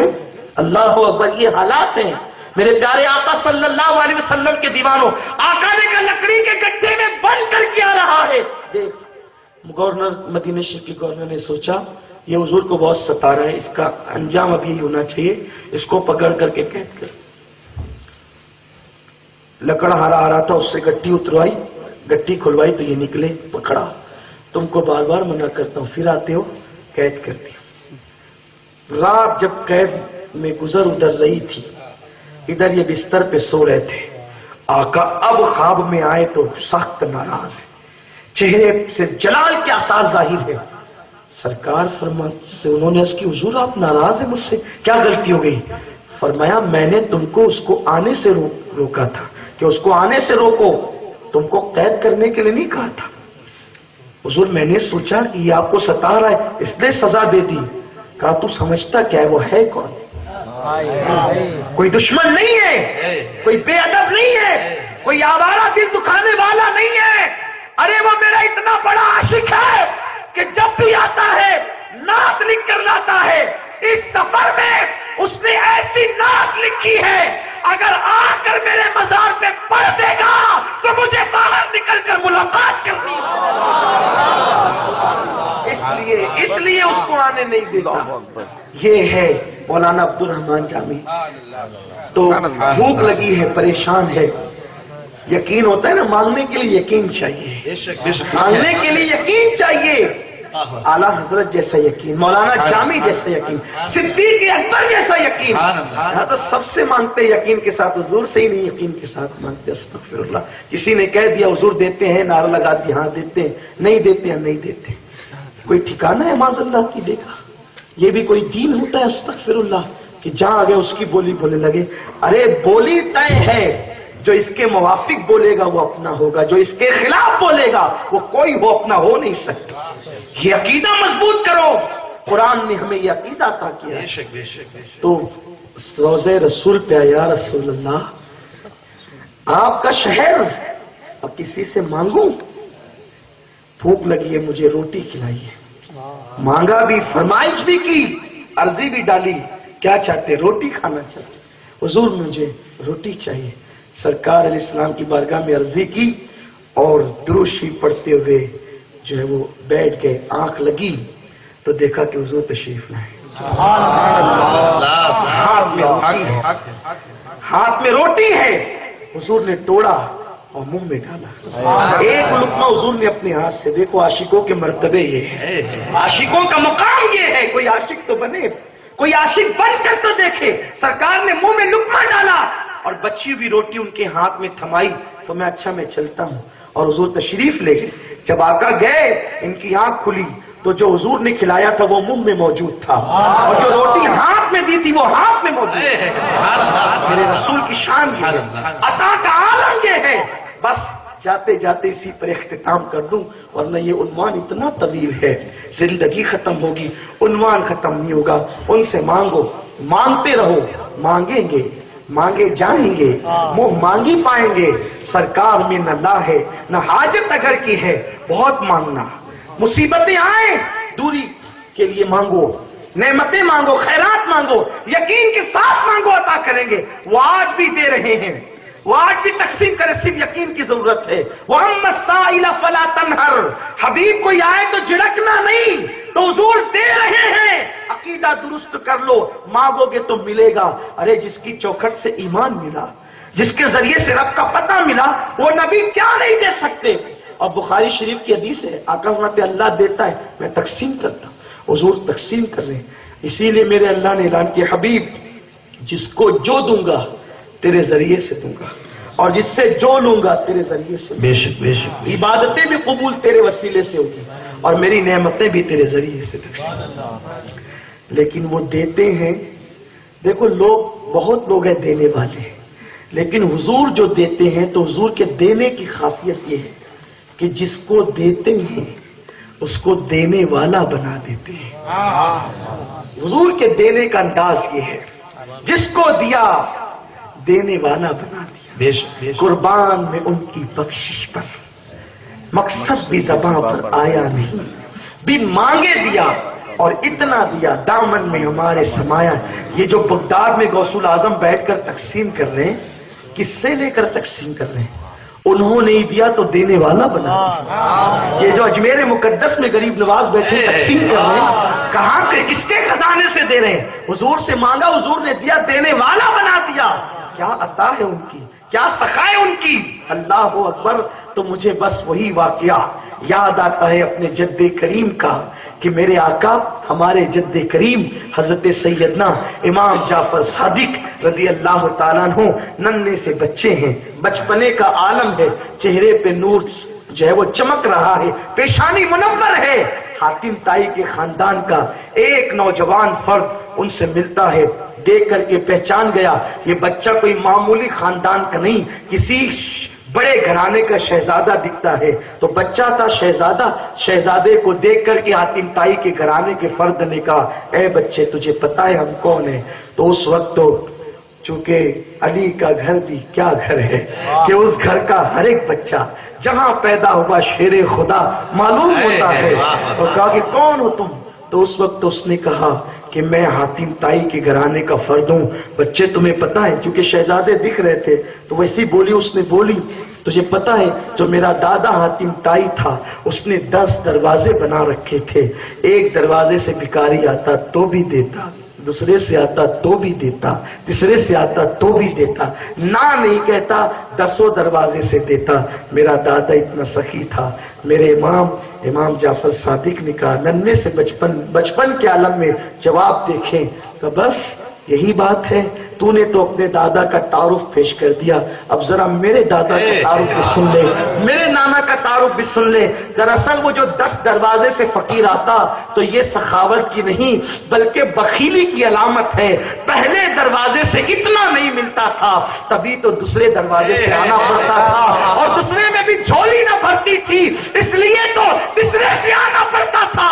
لیکن میرا دادا، میرا نانا وہ ہے ایک مرتبہ جو مانگنے آ گیا اور جس کو دے دیا تو دینے والا بنا دیا۔ نعرہ تکبیر، نعرہ رسالت، علماء اہل سنت، مبلغ سنی دعوت اسلامی، نعرہ تکبیر۔ کوئی ایسا بھی ہے، کوئی ایسا بھی ہے کہ جو دینے والا بنا دیتا ہے۔ بھی کیسی ہے، کون ہے وہ؟ تو کہا اسی کو محمد رسول اللہ کیا جود و کرم ہے، شہ بتہا تیرا نہیں سنتا ہی نہیں مانگنے والا تیرا۔ اللہ تعالیٰ سب کو بہتر جزا دے، حضور کی خیرات اللہ ہمیں دونوں جہان میں عطا فرمائے۔ یا رسول اللہ آپ ہمیں دونوں جہان کی نعمتوں سے مالا مال فرمائیں۔ حضور ہم آپ سے شفاعت کی بھیک مانگتے ہیں، یا رسول اللہ ہمیں بھی شفاعت کی بھیک دیں، ہمارے باپ داداؤں کو بھی عطا کریں، ہماری قیامت تک کی نسلوں کو حضور آپ کی شفاعت کی بھیک عطا فرمائیں۔ حضور ہماری جو ضرورت ہے، ہماری ضرورت کو ہم جتنا جانتے ہیں اس سے زیادہ یا رسول اللہ آپ جانتے ہیں۔ حضور ہمیں دنیا کا بھی مالا مال کرتے اور آخرت کا بھی، کیونکہ آپ کے رب نے کہا وَأَمَّا السَّائِلَ فَلَا تَنْهَرْ، سائل آئے تو جھڑکنا نہیں، مومن ہوں مومنوں پہ رؤوف الرحیم ہو، سائل ہوں سائلوں کو خوشی لا نہ گھر کی ہے۔ اللہ ہمیں سرکار کی خیرات نصیب فرمائے اور انہی کے ٹکڑوں پر زندگی دے، انہی کے ٹکڑوں پر موت عطا فرمائے، اور اخیر میں حضور آپ کے قدموں میں 2 گز زمین بھی عطا فرما دے۔ اللہ تعالیٰ آپ سب کو بہتر جزا دے، بلانے والوں کو، آنے والوں کو، سب کو اللہ اچھا صلہ عطا فرمائے۔ کام وہ لے لیجئے تم کو جو راضی کرے، ٹھیک ہو نام رضا تم پہ کروڑوں درود۔ دور دور سے جہاں جہاں سے آئے ہو اپنے علاقے میں سنی دعوت اسلامی کے کام کو شروع کرو تاکہ عقیدہ مضبوط ہو، ایمان مضبوط ہو، نماز کے وقت ہماری مسجدیں بھری رہے اور بدعقیدگی سے، بدعقیدوں سے ہماری حفاظت ہوتی رہے۔ اللہ ہمیں سچے عقیدے پہ قائم رکھے اور سچے عقیدے پہ اللہ مدینہ منورہ میں ایمان کی موت عطا فرمائے۔ دوران گفتگو کوئی غلطی ہو تو اللہ معاف فرمائے۔ اور میرے ہاتھ میں یہ غریب نواز کی برکتیں ہیں جس کو آپ اور ہم برکاتیں خواجہ کہتے ہیں۔ یہ خواجہ غریب نواز کی برکتیں ہر مہینے جو ہے وہ دیادرہ سے نکل کر پورے ہندوستان میں پہنچتی ہے، اور ہندوستانی بلکہ میرے خیال شاید ہندوستان کے باہر بھی پہنچتی ہے۔ تو یہ میرے خواجہ کی برکتیں ہیں۔ آپ حضرات اس برکات خواجہ میں غریب نواز جو دین لے کر آئے تھے ہندوستان، وہ برکتیں آپ اس میں پائیں گے۔ اس میں مسائل، فضائل اور بالخصوص سلگتے ہوئے عناوین پر اداریہ جو بڑا شور آفاق ہوتا ہے اور شور آفاق کے ساتھ بے باک بھی ہوتا ہے۔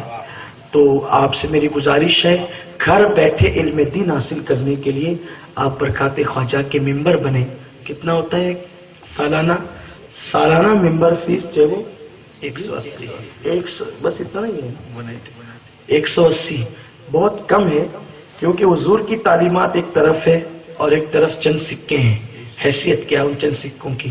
180 روپے۔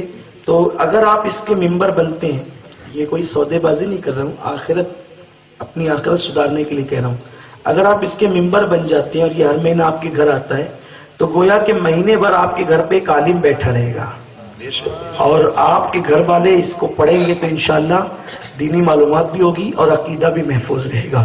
تو میرا مشورہ ہے کہ آپ اس کے سالانہ ممبرشپ اس کی حاصل کریں اور اس کے ممبر بنیں۔ میں امید کرتا ہوں کہ آپ سب اس کو عام کریں گے، دوستوں کو ہی مشورہ دیں کہ لوگ اس کے ممبر بنیں تاکہ لوگوں تک سچا عقیدہ اور عمل کا جذبہ پہنچے۔ وما علینا الا البلاغ۔ السلام علیکم ورحمۃ اللہ وبرکاتہ۔